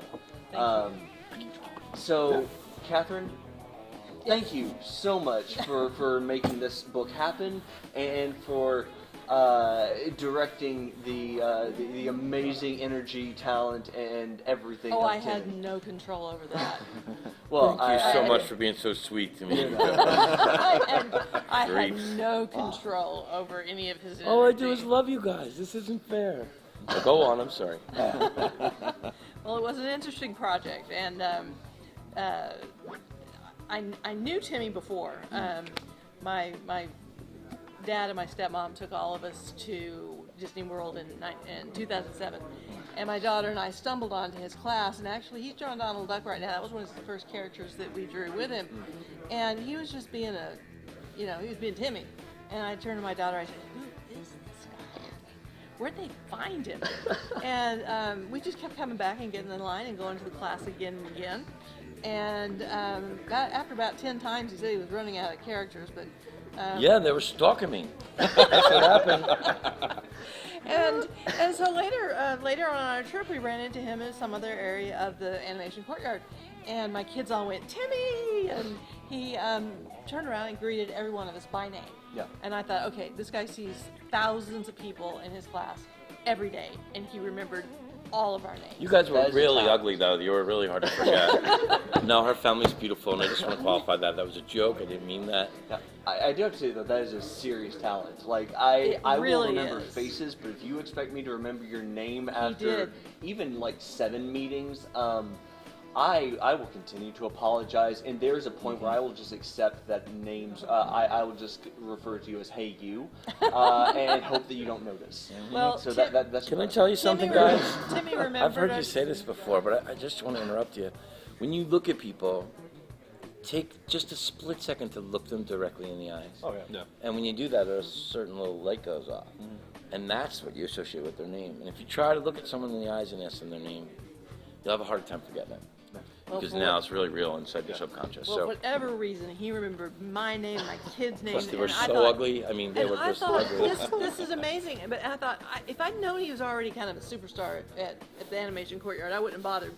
But when I got home, I said, I have got to write a letter in case Disney doesn't know what they have here. Thank God you did. And I wrote this letter, and I said this was my favorite attraction at all 4 parks. In my scrapbook, every other attraction got one page. Timmy got 6 because it took that many for all of our drawings to go in there. And And I'm really cute. No, that's not true. Listen, talk about the book. Don't talk about me. Come on, it's So- embarrassing. okay, so this is how I got to know Timmy. He wrote me a thank you letter for the note because it went all the way to the vice president of operations, was it? Yeah. Yeah, and he got the Spirit of Disney award for that letter. Now I didn't know this, but he wrote me a thank you letter back. AEL? Yes, sir. He wrote me a thank you letter, and so I put it in the scrapbook, and 12 years went by. And in the meantime, I went through a divorce and was diagnosed with chronic illnesses and stuff. And I have a new stepson, and my stepson is this brilliant artist, and he just couldn't get into art. It's hard to do. It's hard to do. That's why they're starving artists. That's why they tell you not to do it. That's right. And so we moved, and as I was unpacking, I found my scrapbook, and I flip open to it. Timmy has 6 pictures instead of just one. There's 6 pages. There he is, and there's his letter. And it said, if I can ever do anything for you, let me know. So 12 years later, I started trying to look him up. Well, he's not on the internet anywhere. However, I did stalk enough Brits that I got to his mother. So after about 30 minutes, Yes. I gave up. And a little while later, I got a text back from a Dolores Britt. She said, he has been notified. And Because I don't call people back. I'm busy dreaming. yeah. But when she told me that she called you back, I thought, ugh. Oh, so my phone rings, and I wasn't going to answer it because it didn't have a name, but it said Orlando, Florida. So I pick it up, and it's Timmy. Sure. And we started getting to know each other again. My kids are a lot older now, and our families just got to be really good friends. And he starts telling me his stories, and when he got to the one that he just told about going in and taking over the casting center, I said, we've got to, I have to write this book. He said, well, I've always wanted to write one. And I said, please let me do it. The pandemic hit and kind of took care We of had a lot of itself. free time on our It hands. gave us just enough time to write a book Right. before the 50th anniversary. I'm like, this couldn't be more magical. And she's like, how do you feel about Dallas? I'm like, it's a lifelong dream. So for everything to line up like that, it's beyond me. It can't be my... And so he dictated this entire thing, not in this order. I would just talk. No, he would just talk, and it would go here, and it would go here, and one story would start, and another one end over here, and so I'm left with like hundreds of hours of him talking. Of my beautiful voice. No, I'm Well, sorry. going- I know it must have been and brutal going, for you. yeah, it was brutal, and so I finally found a place on Fiverr where I could send this out and have it transcribed, and then I had it in text. And I would sit there and write and write. It's like, okay, here's the beginning of this story. And he stopped. Okay, this story goes somewhere. This goes at the end of the book. I'm going to put this over here. And as it slowly came together, I'd ask him questions. And Oh, I made it impossible. And I'm like, no, you can't say this, and you got to say that. By the time she was done, we had like 4 books. So we had to pick one. Yeah. and so, well, anyway. Yeah. So I finally got this finished. Finally got it finished. And I told my kids, I said, I'm done. It's 464 pages. And my son said, "That's a lot of Timmy." Yeah, it's almost too much, Timmy. I was fired from Walt Disney World once, man. That is an amazing story, seriously. Tell it. Can I tell you a story that happened to me that's really cool? Like we've been stopping you so far. Who am I kidding? Don't even try. So my big triumphant return to Disney now. If you don't read the book, I'm this animation artist. Life is just throwing itself at me. Life is good, and then bam, my wife decides she wants to take medication with my brother and run away together and steal my children from me across 11 state lines. Man, so there goes the animation career because I have to go chase my kids. So to go back and then become an Imagineer is almost impossible. But when you promise them, and I had this friend in England who said, I love Imagineering, and I thought, you know what? I'm going to go down. If she's ever going to be back in Florida again to see me, I want to be in the right place. So I had a couple of reasons. My dog passed away, a lot of sad stuff. It's all there in the book. This is for you, man. Awesome. So I decide, okay, animation, they promised me they'd hold my job. Nothing I did was my fault. I went home and I did the right things. I came back. And of course, the job is gone. They were closing down the Animation Academy, and they closed down that whole part. Moved it over into California, anything that was left. And they're like, well, we promised you your job, but that job's gone, but you can have another job. I'm like, well, I want a full-time job. And they said, oh, that's going to be a problem. Since you left, we don't have full-time jobs anymore. I said, there's got to be one full-time job here. You've got to be kidding me, right? He said, yeah, there's one full-time job. It's the busboy at the Animal Kingdom lodges where you sit and you sleep and the giraffes go by your window. Well, it's such a 5-star place that you can order room service and then just put it out in a little bin. So somebody has to come along and remove that. That was my job. I removed the bad, dirty dishes and everything else gets thrown in those buckets. It was really bad. And I wasn't supposed to be seen or heard. That's never going to work with me. I just had done winning all these awards. Now I'm going to go hide in an elevator as I take dirty dishes down. Plus, there's some woman. What's that? I don't think you could have done it if you tried. I mean, Well, you have to make it 90 days before it's official, and I made it 89, and then they fired me. Which is ironic because it was Halloween. how. What? you didn't tell them how. No, I'm going to keep talking. So, I found a picture and everything. all right, you can show everybody. I don't know if you can see I this. need some water. Oh yeah. Anyway, I got fired for doing something really magical. I went above and beyond, but that's not what busboys are supposed to do. Sure. So they had me dead to rights because, yes, I did my busboy job, but I went above and beyond. And in a 5-star place like that, they have ways of handling magic. It's not up to the busboys. But I wasn't your everyday busboy. There's some woman with 3 kids living in a hotel that could have really used that job, though. And I was way, way overqualified for it. And if I didn't get fired from that job, I would have never gone to Universal. If I didn't go to Universal, Disney wouldn't realize what I could do, and they would have never called me back. So in a way, it was like, you don't belong here, let's kick you out and make you come back the right way. Yeah. So instead of trying to climb from a busboy to an Imagineer, which was the goal, Yeah. I don't know what I was thinking. I just wanted to be back on property. I just wanted to have my idea again. I wanted to be part of the magic so bad that I didn't care what. I picked up popcorn. I can move strollers. I'll do anything. I'm part of a bigger picture here. This is not about me. Yeah. But to get there, you have to be a cast member. And to be a cast member, you have to take a job. And so you'll just walk in and say, I want to be an Imagineer. I mean, he worked once when I wanted to work in animation. I didn't think they'd go, sure, Timmy, come on in. Your helmet's right over there. We've had it polished and everything. So it was a long and winding, broken road that led to Imagineering, but it had to be that way. The climate, the time, the way things were. I just, I'd never been fired before, so that was tough. I went golfing that day and talked it over with Walt, and he said, I think it's okay to go to Universal Studios because I had no other choice.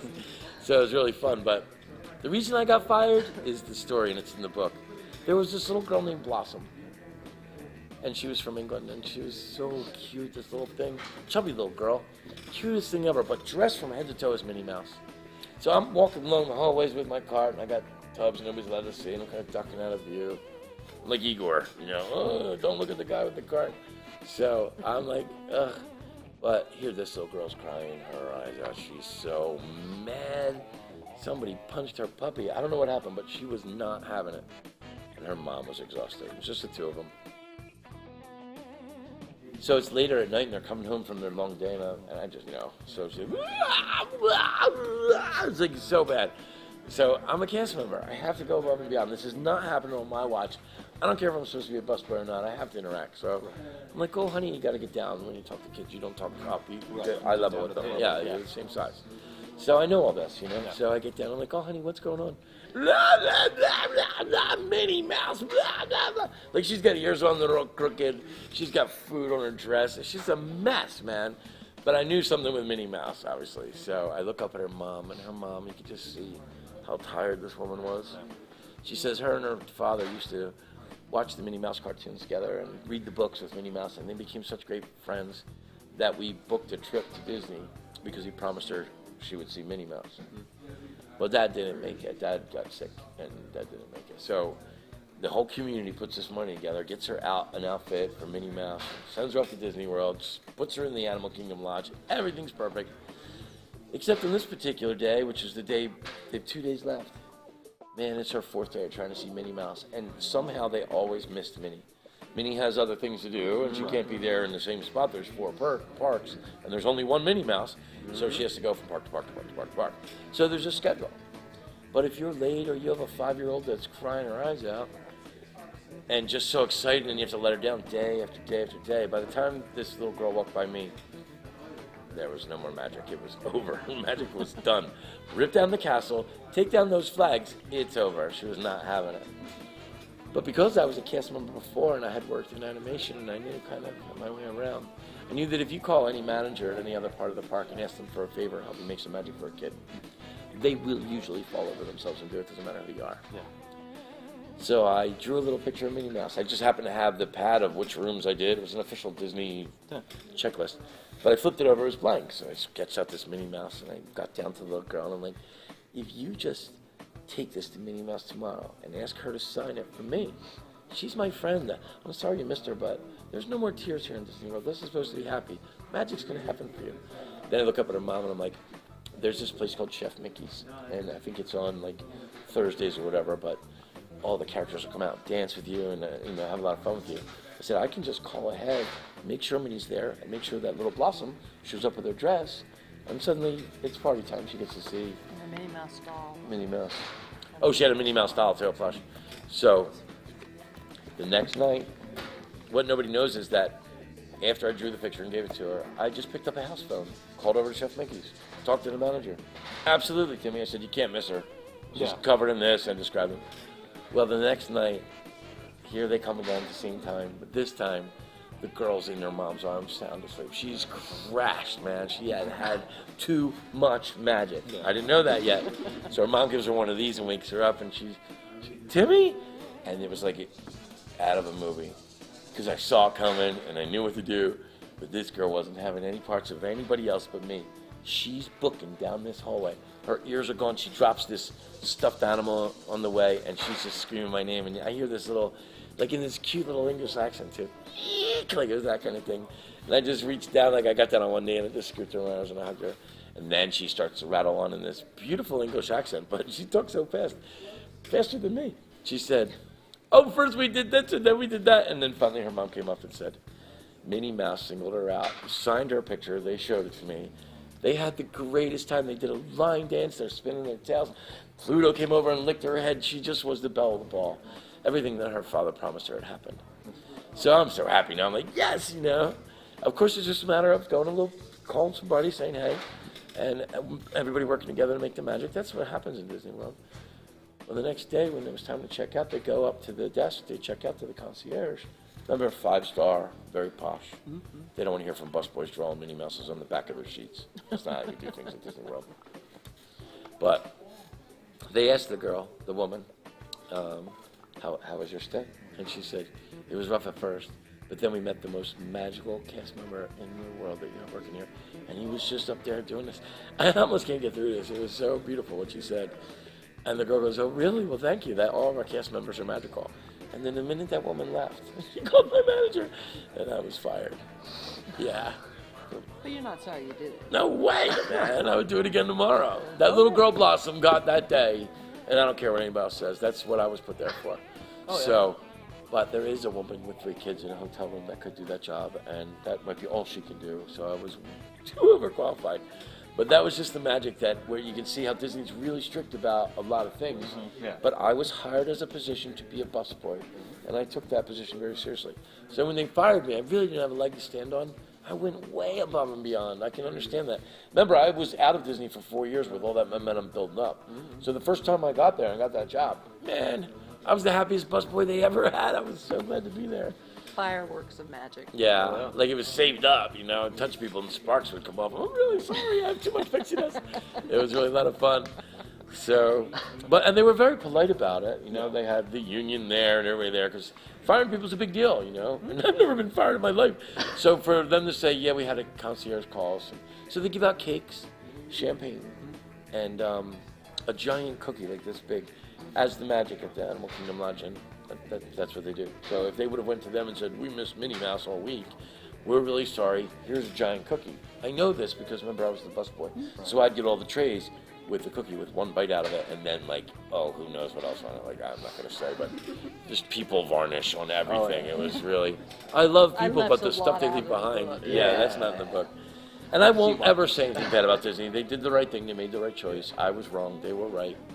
But I would do it again in a minute. Sometimes you have to just take the magic and just bend it a little bit to fit one kid or one person or something. And I saw that as an older person. Like I was, 40 years old and I'm going through this. Someone in their 20s may not have the wherewithal to think, weigh the risks. Should I do it? Shouldn't I do it? I didn't care. I already had all the Disney awards. What were they going to do to me? Fire me? Yep, they did. So I learned that one really cool. But that's the one lesson. What is that? Oh, more magic than the mouse allows. The way Catherine wrote it is very eloquent and really beautiful. So I do have to ask, with all these different stories that you have to be able to tell, and obviously so many different things that could have been included, weren't included, whatever. How did you guys decide what fit this book and what got saved for another time? I told her what I wanted, and she said no and did it her way. That's exactly what happened. I was way off. I had no clue, and she showed me the light. And she said, no, Timmy, page layout is an art itself. I said, what do you mean page layout is an art itself? It is. And then she decided to show me how paragraphs would end so that the next page would be blank so that this would always be on the left. Like, what? Well, I didn't do that till I was almost finished. But yeah. Tell the story. Well, he would tell me all these stories, and we recorded them. I have hundreds of hours. Probably most of them should never be shared. Be nice to me. I'm sitting right here. Now he can tell a story. He is a great storyteller, and he would just talk. And of course, he had this idea that all you have to do is type it up and you've got a book. No. I was so wrong. He was so wrong. So I had to find all the stories. I had to put them in order. I had to find, and he'd tell the same ones over and over, different ways. So I'd have to pull bits here and bits here and bits here, and put it all together and try to keep his voice. Because I didn't want to sound like me. I wanted to sound like Timmy. And then when I had a chapter finished, I'd read it out loud, and he'd tell me everything that was wrong with it, and yell at me, and then we'd do it again. And I'm sorry, but all right. So the first time she tried it, right? She's like, the fluffy blue clouds of Cinderella's gown were gossamer wings of magical pixie dust were covered with lavender and lilac. It was not that I'm like, bad. man, we got to keep this a little bit more real for people. Then she did it again, and I was blown away. It was a whole nother story. I'm like, that's the kind of writing. I learned a long time ago that when I'm trying to write something, if I try to write it perfectly the first time, I never get anywhere. So I just write. And there might be 4 or 5 adjectives in a row, and I know I'm not keeping them all, but I'm just writing. And he used a lot of adjectives, too. So, I mean, a lot of this, I put in his Where's the Blame Timmy show? No. He's very descriptive.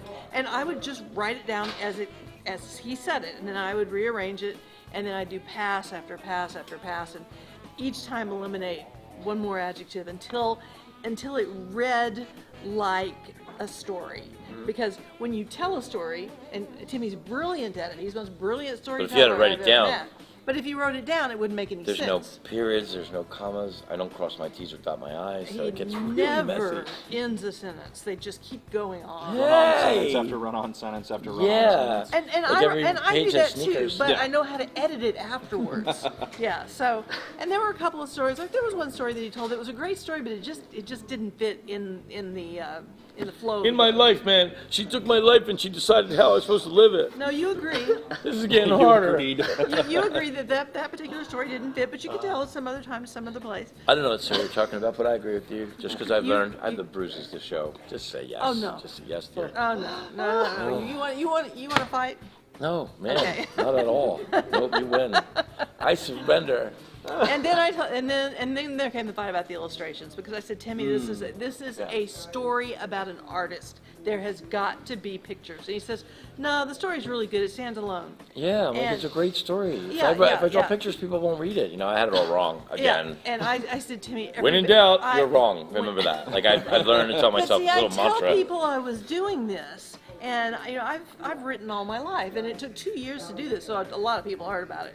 And so I said, no, you got to have it. We got to have chapter illustrations, like this one is the monorail. Now this is actually a watercolor in color, and I had to had to play Photoshop to get it to look good in black and white.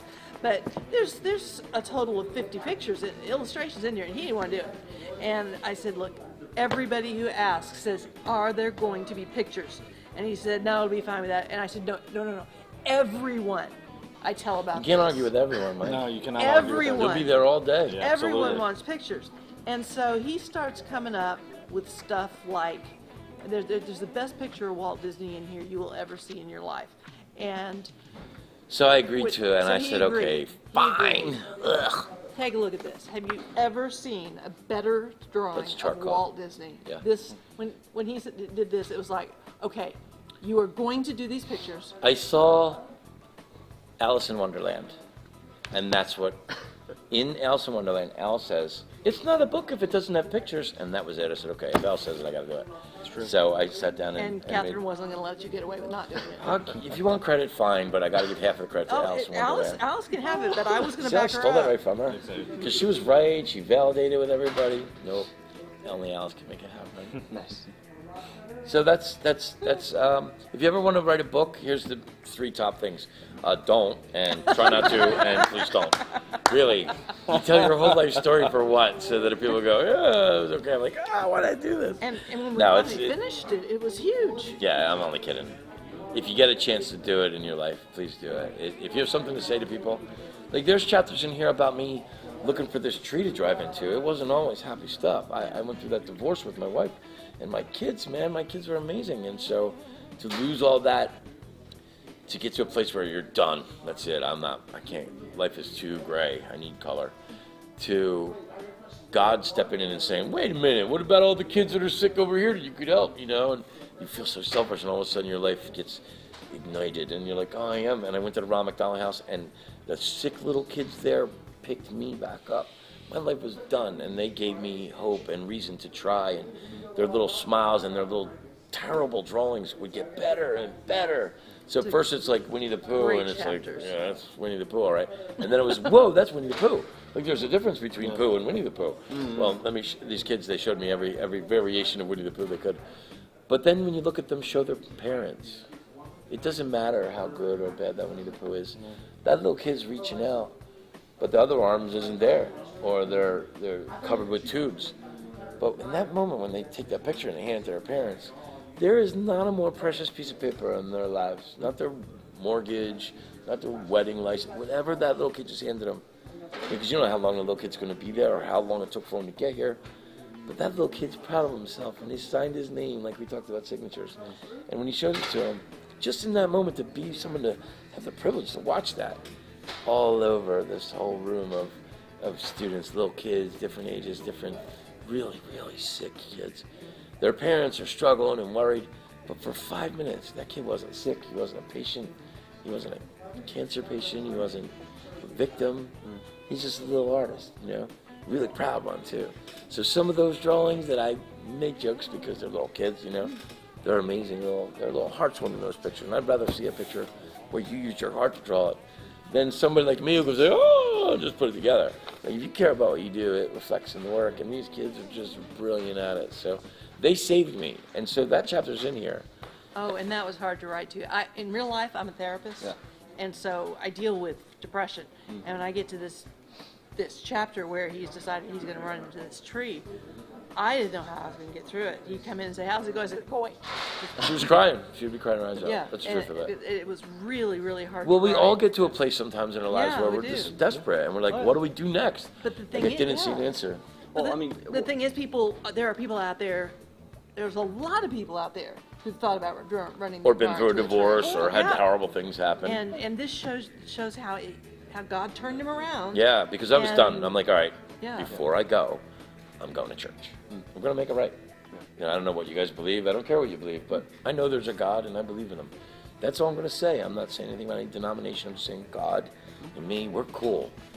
And I owed it to him. He gave me a great life up to that point, but it was just really bad. I'd lost everything, and I wasn't getting help. It was taking forever, and I missed my kids. Things were really bad. So I'm like, forget it then, man. You know, you go from all the pageantry and winning awards at Walt Disney World to like gray, cold, long, pine-strewn roads in New Jersey where there's no sunshine and nobody says hello, and God forbid you see a mouse anywhere, you know. Because it's Jersey, so. Yeah, I mean, it was really a big transition for me, and I didn't handle it real well. So I would drive home I was cutting heads off fish in a supermarket for other people's Christmas parties because I just moved back and I had nothing. Sure. If I wasn't in my parents' computer room, I don't know where I'd be, and nobody believed that my brother would do this to me. So I'm like, no, it happened, you know. So nobody believed me. It's me and my dog. I have nothing. And at one point, I just said, that's it. So I decided I'm going to go talk to God. If I'm not supposed to do this, it is now in your hands to stop me, because I'm doing it. And I hate to say it to your viewers, I'm not trying to bring the show down, but what happened next was amazing. I went to a mass the very next day, the earliest one I could get to, as soon as church was open. Like, I was like a man possessed for that. I was like, for night after night, month after month, I'd drive by this tree and close my eyes, hit the accelerator, and just imagine what I would need as an impact to end it. It's about killed me to write that. Oh yeah. So then I go to church, and I'm so focused. I'm like, all right, well, this isn't working. You know, I'm here for theatrics because... And then I hear this squeak, squeak, like this little mousy sound.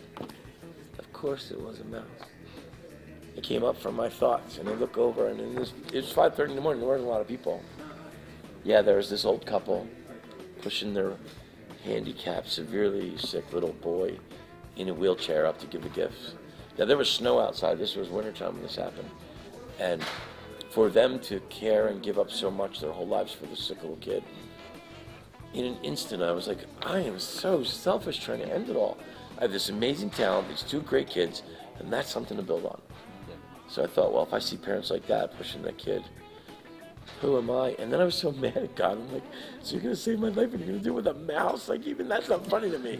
You know, because I heard the sound of the wheel of the wheelchair. It all That was started with wicked. a mouse. It was all going to end with a mouse. Yeah, He and didn't so wanna get rid of it. but by the time I got home from Mass that day, I realized that there's parents that don't have some of the same gifts I have, that have kids that are way off worse than my kids. My kids are happy and healthy. Their kids are fighting for their lives. So who am I to throw away my life when there's people that actually could use some help? So in that instant, I just stopped worrying about me and worried about other people. And when you do that, you find you go to help, the things that you were always looking for, they're wrapped up in that gesture. And I didn't know it until I unwrapped it. But then I went to the Ronald McDonald House. Because that's what I decided. I'd find parents that had kids that were sick. Maybe I could take some of my magic to them. Man, when I called the Ronald McDonald House guys, they rolled out the red carpet. I didn't even get finished talking. They're like, get down here. I'm like, well, I can make these classes and I bring crayons. Mr. Britt, you need to get down here. But you won't understand, like the families, no, Mr. Britt, we need you, come down here. I got down there and they rolled out the red carpet, treating me like the greatest rock star ever. And I gotta tell you, yeah, well, stop it. I'm just a real person. I'm an ordinary, everyday person. This is my job. So, Well, I mean, So what you I always didn't have to know- have somebody to hype you. That's right. Right. well, that you're really sweet about it, but the truth is, I go there, nervous as could be, but those little kids that were sick, they were so brave. These are families that wouldn't even talk to each other, ever, because it's, you know, your kid's suffering, so you're suffering. And you know they're suffering, so why would you go bother them with your crap, you know? Oh, good, you know. But I didn't want to hear that. I said, okay, so you're at that table and you're at there. No way. So I brought them all together. And something happened when I did that. I found that the family that had this boy with this disease went to see a specialist that couldn't help them. But that specialist is exactly the one that can help this little boy over here. And now that they're talking and comparing notes, now we're seeing other doctors, we're getting a little bit more hope. Good things are happening besides the art. So there's a chapter that's called It's Not Just a Drawing. And that's what that means. Like when I would bring these people together, sure, we'd make little drawings. That was great, and we laughed and had a lot of fun. But I watched the community of the Ron McDonald House go. So they said, this is great, can you do this again? I'm like, well, what do you mean? I was working two full-time jobs. I'm working at Canon and FedEx by the time I was doing this. They came up with 3 more Ron McDonald houses, then 7 more Ron McDonald houses. So now I'm going from Ron McDonald House. And just the interactions I have with some of them kids there are just some of the most heartwarming, rich, moments in my life. And they really help me because, I've seen it, I've done it, and I won all the awards. What was I going to do? And now suddenly I had a purpose again, and I went back and, really helped a lot of those kids see that and their parents see that. And it really had such a great thing. I was invited to so many things after that. What are you doing? Oh, I was just drawing the picture. Oh, yeah, it's not just a drawing. Yeah, no, and that was the thing. Before I started, really trying to get through the book, I did jump around to be able to try to get a general idea of all the different stories in there, and it was so incredible to be able to see the full balance of the full emotional spectrum in there. Happy, sad, amazing, just devastating, then triumphant. I mean, and trying to keep that's why I had to it write it down. Yeah. It's and an trying amazing to keep story. it balanced. Yeah, like honestly, for good and other cathartic reasons, there were multiple points in the book that broke me. So Really? thank you for that. But there's also good I'm ones sorry to bring you about that. back No, from no. that. Honestly, it was amazing. I mean, you're not going to buy a book that doesn't move you, and these stories are loved moving. every second. Oh, But I thanks. do have to ask, with so many of those stories from that full spectrum of you have to throw in the happy stuff because Disney, but you have to throw in all the other stuff too because those are the real. the pieces Well, that without really one, have that impact. we don't really have the other. How Like, did how do you have guys any balance happiness? all that to figure out how much of each to include? Because Well- all the kids' stories that are throughout here are just so amazing. How do you balance that with everything else? And I'll tell you, it was Timmy's story, and I laid it out in book format. It was just that way. It was perfect. It had magical. it had the right amount of buildup, and then it had this terrible crash, and then it had this moment. What I of did after truth, my life fell apart, how and I then picked it up. how he picked it up and put it back together To again. become an Imagineer, which is even higher than and then animation artists are great, but there's a 2 It was laid million people applying for one job every year for Imagineer. 2 But- million applications from around the world. we didn't have to So to pick be and selected choose. as one, His it's story almost was, too magical, really. His story naturally followed that path, and as I laid it out, I realized this is just the most amazing thing because I didn't have to pick and choose. Yeah. I didn't have to say, well, we need more magic here and more sadness here. That's how it Well, went. doesn't it follow that when things are bad, Yeah. then they're going to get better? Sure. And then they get bad, and then they get better. So life already has that natural flow Yeah. to it. But yours I was just really, laid it. yours was really. Well, I was yeah. bad and good, Well, bad and I good. think the first moment in the book that genuinely broke me for all the best The reasons. Little Mermaid one. Becky, seriously. Yeah. Oh my gosh. That's the first one I It was read. my, I had to third collect day, myself after man. that. I had to collect You myself. guys read the after book that. and you're like coming to me. I was not ready for this when this happened. Can I tell your listeners a little bit about it? Tell the Please. story. So, This is amazing. It so is. so I have this great audition, and they say we're going to put you in the right area to become an animator. Oh, okay. So there's more hoops to jump through. I didn't care. I jumped through every one as happy as I could. But you don't get to just start out in animation teaching people how to draw. You have to learn to sweep up popcorn. You have to learn to put strollers right where they're supposed to be and be the happiest person you can be. Well, in the process of that, you have to learn all the attractions, and one of the attractions in the same animation courtyard is, the Miracle Under the Sea, the Little Mermaid, the Voyage of the Little Mermaid. So you get assessed, which means you're my trainer, Mike. And Okay. You're going to say, we're going to do this, and this is why. And then we're going to do this, and this is why. And then we're going to do this, and this is why. Then you're going to have a break, and this person's going to come and do that. And it takes a week or so to learn every attraction. Like, you have to learn every single position in the attraction. Right. So that when your break's over, you go fill in for the next person who's ready for their break. Right. And on we go. It's called the CDS, the Cast Deployment System in Disney World. It's an amazing thing. Companies have come from all over to study it to see, how do you do this? So everybody's not in the same position for more than like 25 minutes. Can you do anything? I can do anything for 25 minutes. So your day is eaten up in little chunks of being different parts of each attraction. A wonderful day, wonderful career. Magic is happy. So, except, this show, and one position I had was, you have to load the theater, and then when the show's over, you have to get everyone out. Sounds like a lot of fun. But I'm on Sounds like a time herding schedule, and like what? Herding kittens? Yeah. I know. It was, because it's dark, Yeah. and guests don't care about the show. They're in the air conditioning finally. They're not in the line. The mom's like exhausted and she sits down for 25 minutes. She's not getting up, man. You really gotta like motivate her to get out of her seat. And so it's a hard enough job as it is. But just before the show starts, there's a seating time, and then there's like 10 seconds before the show comes on. Well, right somewhere in the sweet spot of being able to do anything about it, and that moment where, oh no, the show's going to start and the curtain's going to go up, I see this little girl in this wheelchair that looked like it was built by NASA. It had buttons. I know that sounds funny, but the truth is, this was the most space-age, 6-batteried viewfinder thing. This girl was not supposed to be alive. She was a Make-A-Wish girl. I didn't know any of this. It's kind of a dark theater. She went up to the back of the theater, to the top of the theater, when the seats down in the front weren't being used by anybody but families that didn't have a handicapped person. So they got there first, and it's okay, and the family was really nice about it. But this girl was so deformed that she could only turn like this. That's it. That's all she had. Couldn't talk, couldn't move, nothing. She Couldn't could see the just stage. look. So she had this tiara on and this shirt and this NASA space, wheelchair thing, poor girl. And she's facing a column. That's all she was facing. So there's this whole show going on down here, and she's just listening, basically, and looking at this column. And I'm like, no way, man. It's my 3rd day on the job, and I'm trying to impress people and get assessed. And they finally sent me out on my own. I can do this. I can load this theater and get these people out of here in 28 seconds or whatever. No way. So I think, real quick, if I can just go get them to agree to move. Remember, 58 seconds, 57 seconds, 56 seconds. So this is a giant theater, so I'm running to the back, and I say to them, as politely and sweetly and terrified as I could, if I could get you a spot up front, could I move you so that your daughter could see Ariel?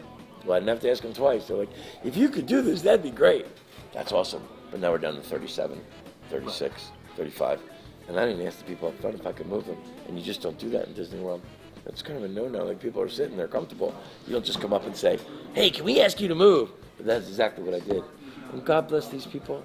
That's where the magic was. Because I barely got the words out of my mouth. And guys were picking up their kids and putting them on each other's laps. And men were moving bags and moving their wives. And people just scrammed. There was space. I just said, and just as I did, they came down. They got in space. Their heads turned this way. And now she's in the front row. So she's facing the rock that Ariel comes out and sings on. It couldn't have been more perfect. So, that's all fine and good and everything pulled off without a hitch. But when the show's over, I got to get everybody out. And here's where my 3rd day in Walt Disney World fell apart. I never saw anything so powerful. I walked over just not knowing. I didn't know the girl couldn't talk. I didn't know she couldn't move. I knew she looked like she couldn't do any of those things, but I didn't treat her that way. She's a person. You know what I mean? So I'm like, hey, Becky, how was the show? Now remember, she's like this. Guys, I swear this happened. She turns her head like this and goes, thank you, Timmy. I'm like, oh, Becky, no problem. That's okay. But then the entire silence and magic part ended because I heard this shriek that was so loud and so painful that I went white. It was the loudest, craziest shriek. In the middle of the theater where everybody's like supposed to be happy, there's this just horrible sound. And I look and it's her mom who collapses. Now I'm like, oh, great. I got away with moving them. I got away with getting people out of the way. Everything went off without a hitch. She loved the show. What is this? And her poor dad comes up to me and says, Becky's Make-A-Wish. And when she got sick years ago, and I mean like 9 years ago, she hasn't moved a muscle or said a word to anyone. We only know that she likes The Little Mermaid because when we put it on, like she gets like excited, but that's it. She physically can't do or speak. That's a miracle because she's down to her like last week here. For her to turn and say, thank you, my daughter did that. I was just so overwhelmed and so moved. That came out. I'm just like, man, I'm not ready for this. This is my 3rd day. Now the dad's like saying, no, don't be scared. And the mom's like, so now the clock to get the new show in is way beyond. And I got snots coming out of my nose and tears running down my eyes. And I'm so moved by it all that I just bolted off stage. I just said, this is too much for me. And I left. I left my position. I should have been fired for the 2nd time in my life. Actually, that happened chronologically before, and I just had to put myself together because at Disney there's a show. It's what we call the look. You have to have Disney's show. You can't be like messy. You have to be approachable and happy and joyful. And I'm crying like a brand new baby just got kicked. So I don't kick babies. No babies were harmed in the making of this video. So what happened was a manager pulled me aside and she said, what are you doing? You're supposed to be, and she's like all panicking. I can't do it. I'm the marshmallow man. Well, why not? I'm going on and on. So she says, I need you to get it together. She disappears, goes find out what happened, comes back, hands me some tissues. And she said, Timmy, there's a whole world of magic going on there. And you're missing all of it because you're back here. Go where the magic is needed. Go where you're needed. You are the magic. Get out there. I'm like, thanks, son. I put myself together. I go out there. While I was out there crying, I missed it. Ariel, Eric, Max stopped the next show, came down from backstage to spend a meet and greet with this little girl.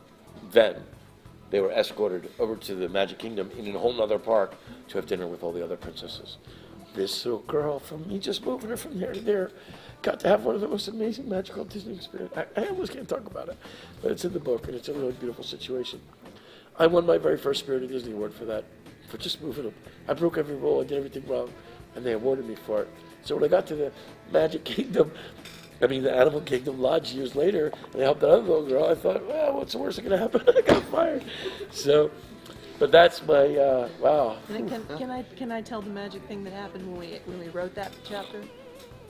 Yeah, sure. Yeah, okay. This is how magic works. Yeah. It's all kind of connected, This really. This happened before I met Timmy, so this is like 13 years later. I'm working on the book, and that's the first chapter I wrote because it was so powerful. I can start with this and really get into it. And Hold on. A week later, I got a letter from the parents that Becky had died and she had gone on to heaven. So it did come full circle. When I got that letter, I was really moved by it.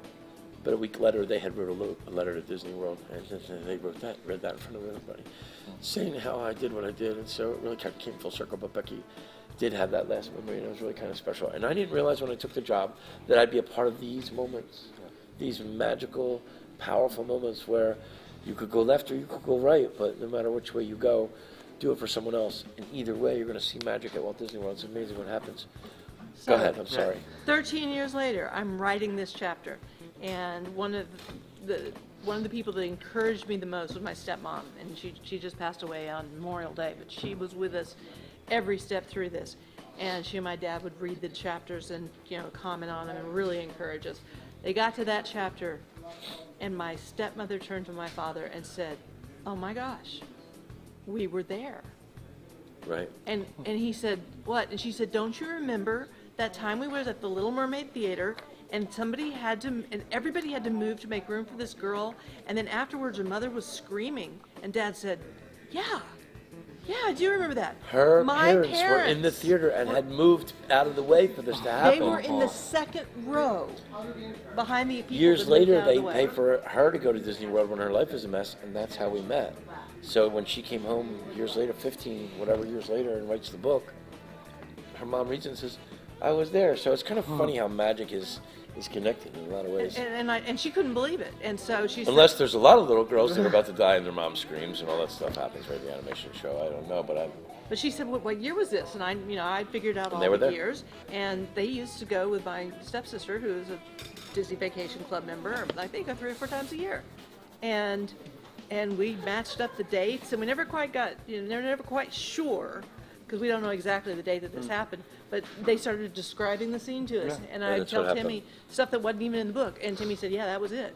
They were there. So that's kind of spooky, really. It really kind of was. Dad, this is Goopy. He's for you. You gotta lighten up, buddy. No, I'm only kidding. No, keep doing what you're doing. I know you don't want to hear that. No, that's the last thing he wants to hear, you know? Oh, yeah. He's like, no, more energy. Well, we do have some a lot of love coming in the Facebook comments already from Joan Newman. Joni! Hi, Joni. Joni is one of the animation artists from Walt Disney World. And nice. she's a rock star. She is. And she's been spending so much time fighting to keep or bring the Academy back. So if I could shout that out, Joni's causes to Joni's really. the greatest. She is, oh my God, and she knows it. You know, She's hyping the book for you in the comments. oh, she's really cool. Her uncle is John Ratzenberger from Pixar and from Cheers. Yeah, Cliff Clavin is her uncle. That's her uncle? Yes. Oh, how cool. So her uncle worked for Pixar and she worked for animation. Really cool. That's amazing. Oh, would you make sure to thank her? Thank you, Joni. Yeah. Thank Oh, and Thank Joni, she just lost her dog too. Poor Joni. Aw. We're so sorry about your dog. And when you're done, when you're ready, I really need to read that book. She wrote a book about her dog, but he just like a week ago got so sick that we had to say goodbye to him. And she took it pretty tough because everybody here has lost a dog. It is not fun, man. I have a cat I'm ready to get rid of, but dogs, no. I'm kidding. I love cats. Well, he did this to me. That's why I have no sleep on. Stop with the cat. And of course, Kyla's already jumped in the comments saying how jealous she is that she can't make it here. I know. Because she's out adulting. Because when she's not co-hosting with us, she's also an educator. So Tell her that I'll make her Winnie the Pooh right now. This is for her. Yeah, she can't really adult around Timmy. No, nobody. No, she was crying. Oh. She was like, I'm so mad that I can't be there. Oh. Well, we're gonna give her a little Winnie the Pooh, because I And always I was like, I get to be there. and I always feel so good when my poo comes out, right? Come on, I had to, right? I became an artist just to tell that I've joke. heard this one before. Nothing like a little poo humor. Yeah. That's the point. Anyway. In his class, that's the point at which I turned to my daughter and I said, "Who is this guy?" She can hang this on her wall, and people say, "There's poo on your wall." once again, because it has been enough time that has passed since when we did it, you can check out more of Timmy's everything over at timmybritt.art and see more of this witty humor over on social media, on Instagram and Facebook over at Timmy Britt Studio, because Timmy. Because me. No, I. Because his name is a verb? Yeah, my name is a verb now. Okay. I didn't even like it at first. The thing is, like, my friends all called me Worm growing up. That was my name. Seriously, you would call my house and say, "Yeah, I want to speak to Worm," and my dad would say, "No worms live here," and hang up on you. That's what it was, you know. I grew up with a lot of kids. There was 50 Timmys, you know. But down in Disney World, you're like an adult. So when you say to someone your name's Timmy, they're like laughing at you. Timmy, Timmy, Timmy. You know, And they there are do. thousands of Tims. Yeah. And there were so many Tims, so South Park kind of. it was rough, man. I gotta tell you, it was rough. So when they said, "What do you want for your name tag?" I said, "Well, I want Worm because I'm not going to be Tim." They're like, yeah, no, we're not "We doing don't put that." worms on name tags." So I'm like, "Man, foiled again." Like, this So- is Disney. We don't. So do I that. thought about Mickey and Goofy, and I thought how all the names, you know, because I grew up, it was Ricky, Johnny, Bobby, Mikey. You know what I mean? Yeah. So I was Timmy. Well, I was Worm. There was already a Timmy. So I chose Timmy, and they're like, "Really?" And they asked me 3 times, "Are you sure that's what you want to do?" As it turns out, I'm one of the only one Timmy. So in Florida, I don't even need a last name. I just go by Timmy. It's one of those one-name wonders. Yeah, like because Cher. he's in the well, Beyonce. Lassie, save him. But that's what I had to do. So awesome. so how did you think we spell her name? It's Kyla. I mean, you would know, right? I was She's your actually waiting to girlfriend. see if you're going to intentionally misspell her name. No, God, no. What time is it? How do you spell it? Kyla. Kyla? Mm-hmm. It's really pretty. Yeah, it's okay. Don't forget to sign that one. Will you be nicer to her? Oh my God! These guys. No, are... she's not nice to me. Yes, she is. I mean, in fairness, she beats him often, but he Yes. earns every one of them. No. No. Mike, we're all friends here. We know you earn every one of them. I'm just gonna tell her. So domestic violence is okay? I'm telling her right When now. it's her Beat against Mike you, yes. nicer. I said, The old comment last week with Tom that made me spit all over my keyboard. So, Kyla, you're gonna beat Mike nicer, okay? You're gonna be nicer in your beatings. Please. I'm not saying he doesn't deserve them, but just be a little nicer Oh, just wait till about their it. students see that. Just- That'll be amazing. There's got to be a little bit more magic in your spousal abuse here, or whatever it is. I mean, she teaches high school. More I'm- imagination and spousal abuse. I'm only having fun anyway. I'm just kidding around. Will you give this to your beautiful wife? Of course, she teaches high school. Not She's yet. a hero. Oh my god. When she High deserves school it, or you math, feel she earns which it. is When all she the deserves more. it. Yes. So yeah, over the edge. It was crazy Kayla's finding ready to out poo? that that's what she taught, because I have a surprising number of friends that teach high school math, but it also now explains so much about how she puts up with him. Because if she can put up with high school, Oh yeah, high schoolers, you especially think high that you school got a boys, chance? She's in math. Yeah. That is nothing. yeah. Just whenever she has a bad day, she takes it out on me. Yeah. Public school teachers are. I mean, that's your three-quarters job. You of the have way to to St. Louis compromise. already. To get hit? Well, hit him Well, she nicer. started in Be Oklahoma, nicer with your violence. Where they're already woefully underpaid up there, Yeah. and now she's teaching in Texas. So better pay, but Still it's woefully Texas teenagers, underpaid. which means more attitude. Yeah. I subbed for 3 years. They got attitude. All right. So what do you want to do? What do we have time? Do we have time for anything else, or what do you want to do? I mean, I have stamina. I can keep going, but oh man, honestly, I feel like we've gotten so much content from you. Good. I I would like to do this again with you I guys, don't is the want truth. people Absolutely. to think that they've gotten everything out of you, that they don't need the book. 'Cause seriously, go get the book. The book that's on the screen right now, right there. Yes, right here in the middle of the screen, in Catherine's wonderful hands. Extraordinary Everyday Magic. Go to Amazon, get it. Go to Timmy's website. Come here to find the Madness link, Comics. Get it. It's amazing. I'm going to start teaching classes here, and I'm going to be real comprehensive about it. Please come down to Madness Tom's Comics. over there and like let he me know. is. And Yeah, so- also, Yeah, they don't know it yet, but I'm, yeah. September Just gonna show 1st, up that one is- day. That is definitely a day that he will be here again. Yeah. No matter what. and if you We- buy this from Amazon and you contact us through our contact page on Timmy's website, timmybritt.art, We will wash your car. Yeah. we will send you a self-adhesive book plate that you can put on the very front page, and it'll have both of our signatures on it, and so you can have a signed copy of the book, even if you live in Australia. Or come to Madness Comics and meet me, and I'll sign it for you. Yeah, How about so that? works too. September 1st. Do we know what time on September 1st yet? Well, 6:30? I was thinking 6:30? 6:30 because Okay. you're closing at 6:30. 9, and we get yeah. Okay, so 6:30. They're gonna have a class. Come draw with me. With Timmy. Come back here. I'll let's have get paper and crayons Madness. for you, or bring your own stuff if you like. Yes. But I'm going to have an easel and set up so that I can teach you step by step how to. I guess the word would be How'd you art? or reverse engineer a superhero. We'll build it backwards. We'll start from nothing. We'll take the gesture and the pose, and from there we'll build the body. But we can build story with it too. It'll be really comprehensive. If you're not advanced in art, it's okay. Come out anyway. And if you are, please come out. Yeah. I'll teach, but I plan on learning too. So come on out and join So me. Madness Games and Comics, Yeah. here in Plano, Texas, right here on Custer and Parker, also known as, I believe, 6600 Custer, right? That is the address here, 6600 Custer? Y'all's address? Tom? It's so please, big you Tom. can't miss it. It's 66, 67, and 6800. It's It is. all It of it. is. It's It Madness is. Comics. I give him a hard time, but it is 6600 Custer until watch. Yeah, him, you're not even correct close. me. It's 3,000 custard. Like I said, 3,000 3,000. Custer. Wow. And we will have books to sell, and Timmy will sign them personally. Yes. Sorry, Suite 310. Sweet 310, Madness 3,000 Comics. Custer Suite 310. Where the hell did you get 6,600 from? I have no idea. I'm He sure doubled it it. came from somewhere. Doubled it. Sure.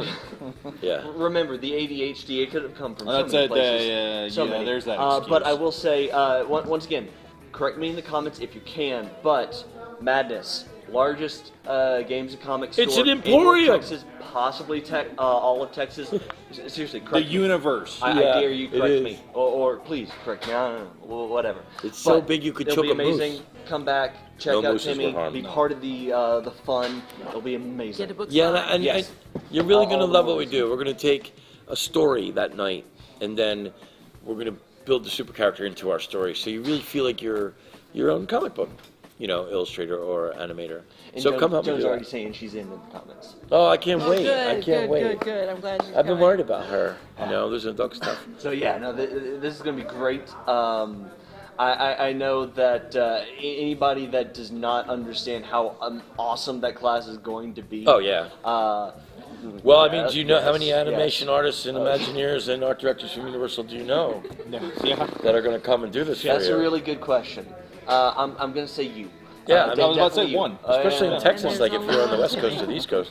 But we're right here in the middle of the country where like everybody can come and join us for these classes at Mandus. And he can teach, I'm telling you, and that's how I ended up spending 2 years writing this, because he's that good a teacher. Well, just- You've really got to come.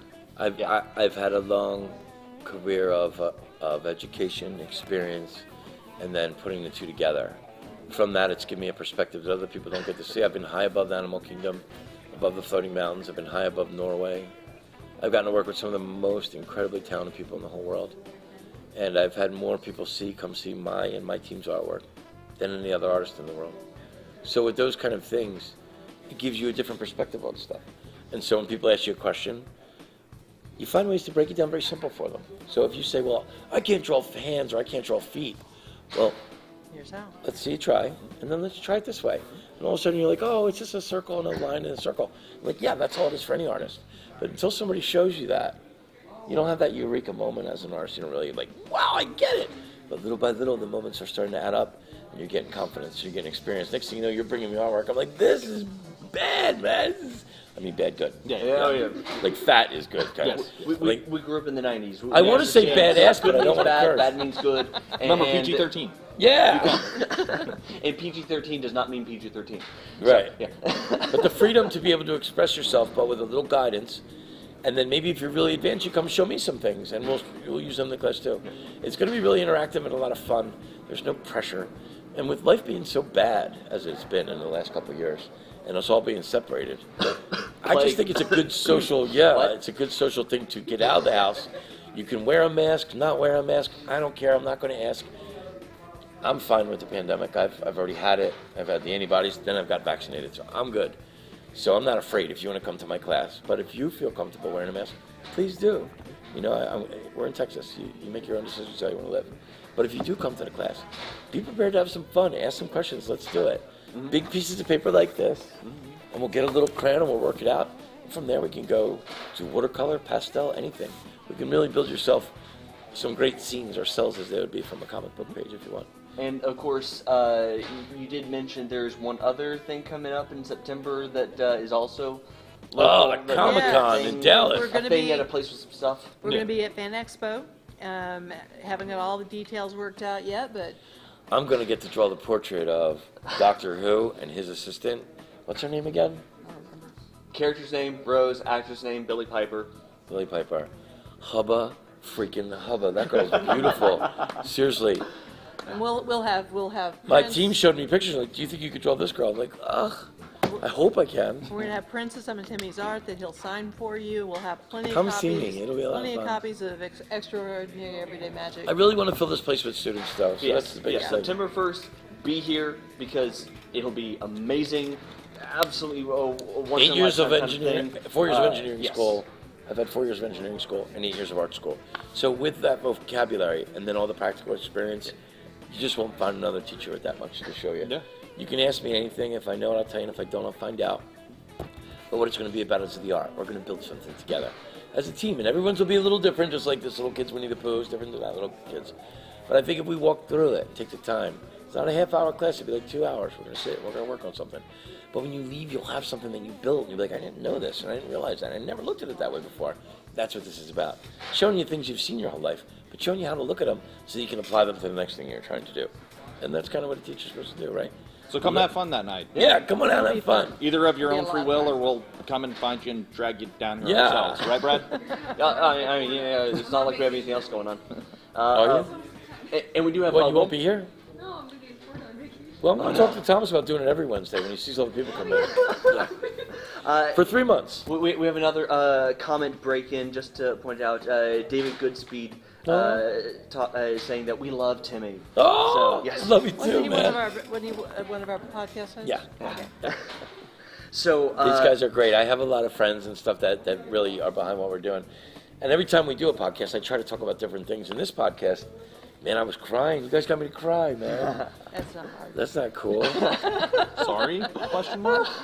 like you said, it's kind of cathartic. I feel better than I did, but I mean, there's a lot of passion. That's what this is about. Absolutely. If you get up every day and you don't say, "Yay, I'm glad to be alive," then you need to have more coffee because you have to celebrate every day.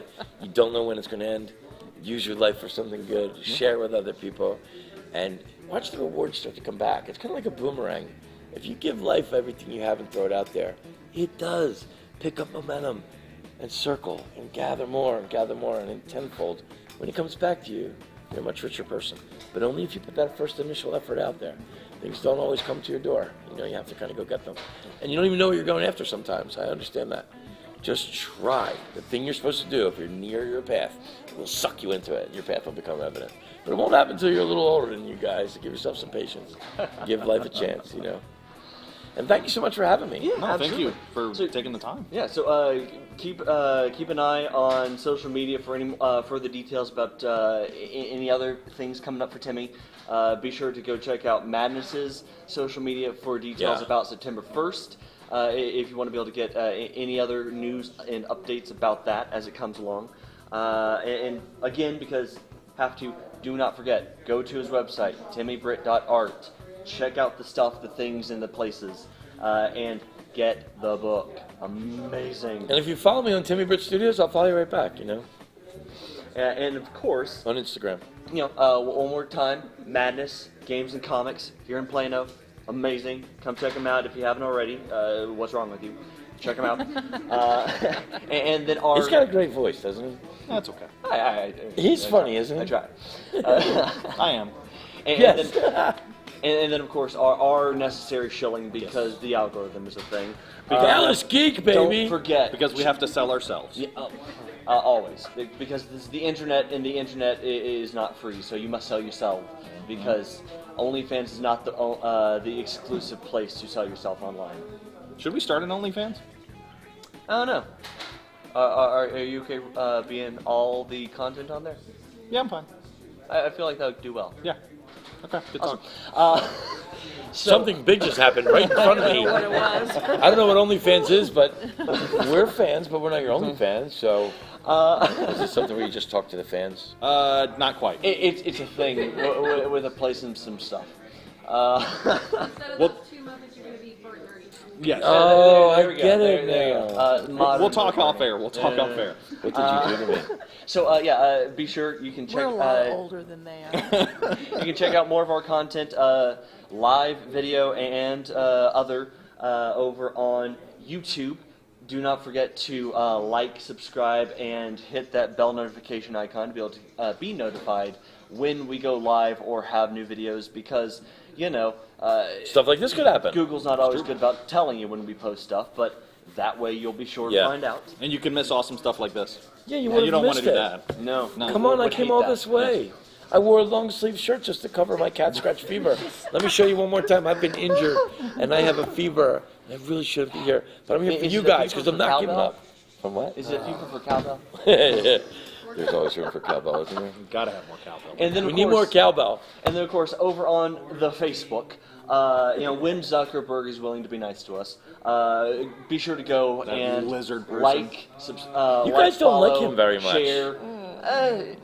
So used to be wanna hear YouTube this. was the thing that had the most technical difficulties for us. Now, ever since the most recent changes to live video, Facebook is the weird one, and YouTube's consistent. Which you will never hear online content creators say YouTube's the good one. So Wow. that's saying something. So yeah, no, it's a thing. Zuckerberg. Okay. But yes. Well, I like Mark Zuckerberg. share, I think that comment, all the things. he was handed a whole lot of something big, and I'm not sure any one of us could have handled that as well. He didn't do a great job maybe in some areas, but in other areas it's an amazing platform. I mean, how many other times in life do you get to see a real life Lieutenant Commander Data? Yeah, that's Honestly, true. Wow.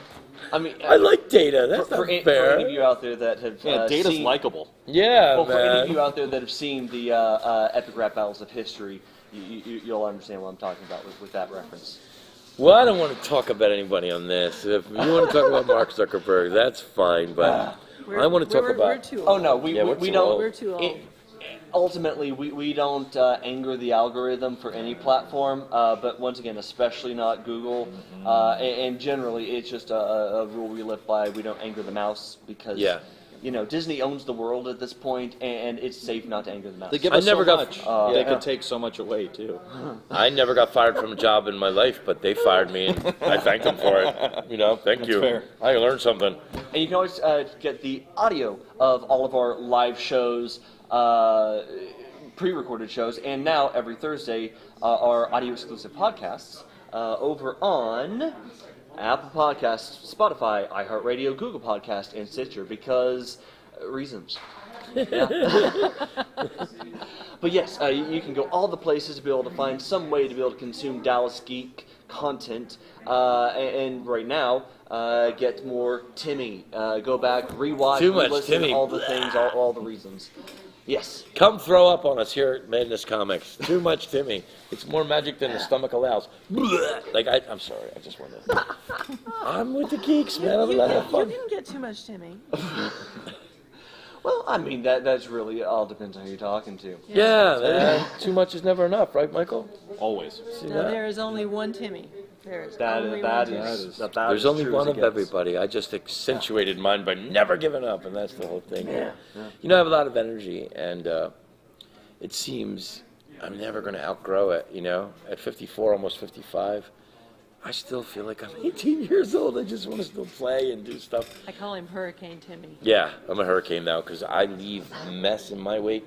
Like, I'm the guy that makes this great omelet. Oh, but don't even go in the kitchen afterwards. Like, there's eggshells. And, like, you're opening up How the did they get butter on the drawer. Yeah, ceiling? exactly. So, well, thank you so much for having me. I don't, Thank you for Absolutely. coming on. Thank you so much. is there anything else I can do for Amazing. you guys or anything? Is there anything else he can do for us? No. I am here to serve you. No, thank you for having me, first of all. No, I didn't have a chance. no. Madness Comics, thanks for having me here. This is very generous, really huge, and I just had the greatest time, honestly. These two, and then Dallas Geek, these guys came in, set it up, seriously, for hours with the wires and the what do you call this? The grip? Boom. The boom, arm, yeah, the something. boom. Yeah. But anyway, there's lights. They really did a great job. So I hope that I could hold up my end of it. Madness Comics held up their end. You guys held up your end. I hope I came in and held up my end. I'm sorry I cried. We're but it really, okay. I got a lot of feelings. Anyway, Wasn't prepared for it. yeah, I wasn't prepared really either. I should read my own book. So, Thanks a lot. absolutely. So with that, guys, thank you so much for Yeah. joining us. If you've made it this far, which it looks like there are a few of you that have made it start to finish. Oh, thank Congratulations. Your check's in the Normally mail. when we go into Yes. the multi-hour shows, that's when you see people coming, going. We have some endurance runners here. Well, so. well, thank you so much. Awesome. But thank you so much. That's what I was watching. As Oh. always, I'm Brad. That's Mike. We're Dallas Geek. Timmy Yeah, and the hi. amazing Catherine. She's the talent right here, this one. Yeah. Until next time, guys. See ya. Everybody wave. Bye. Thank you.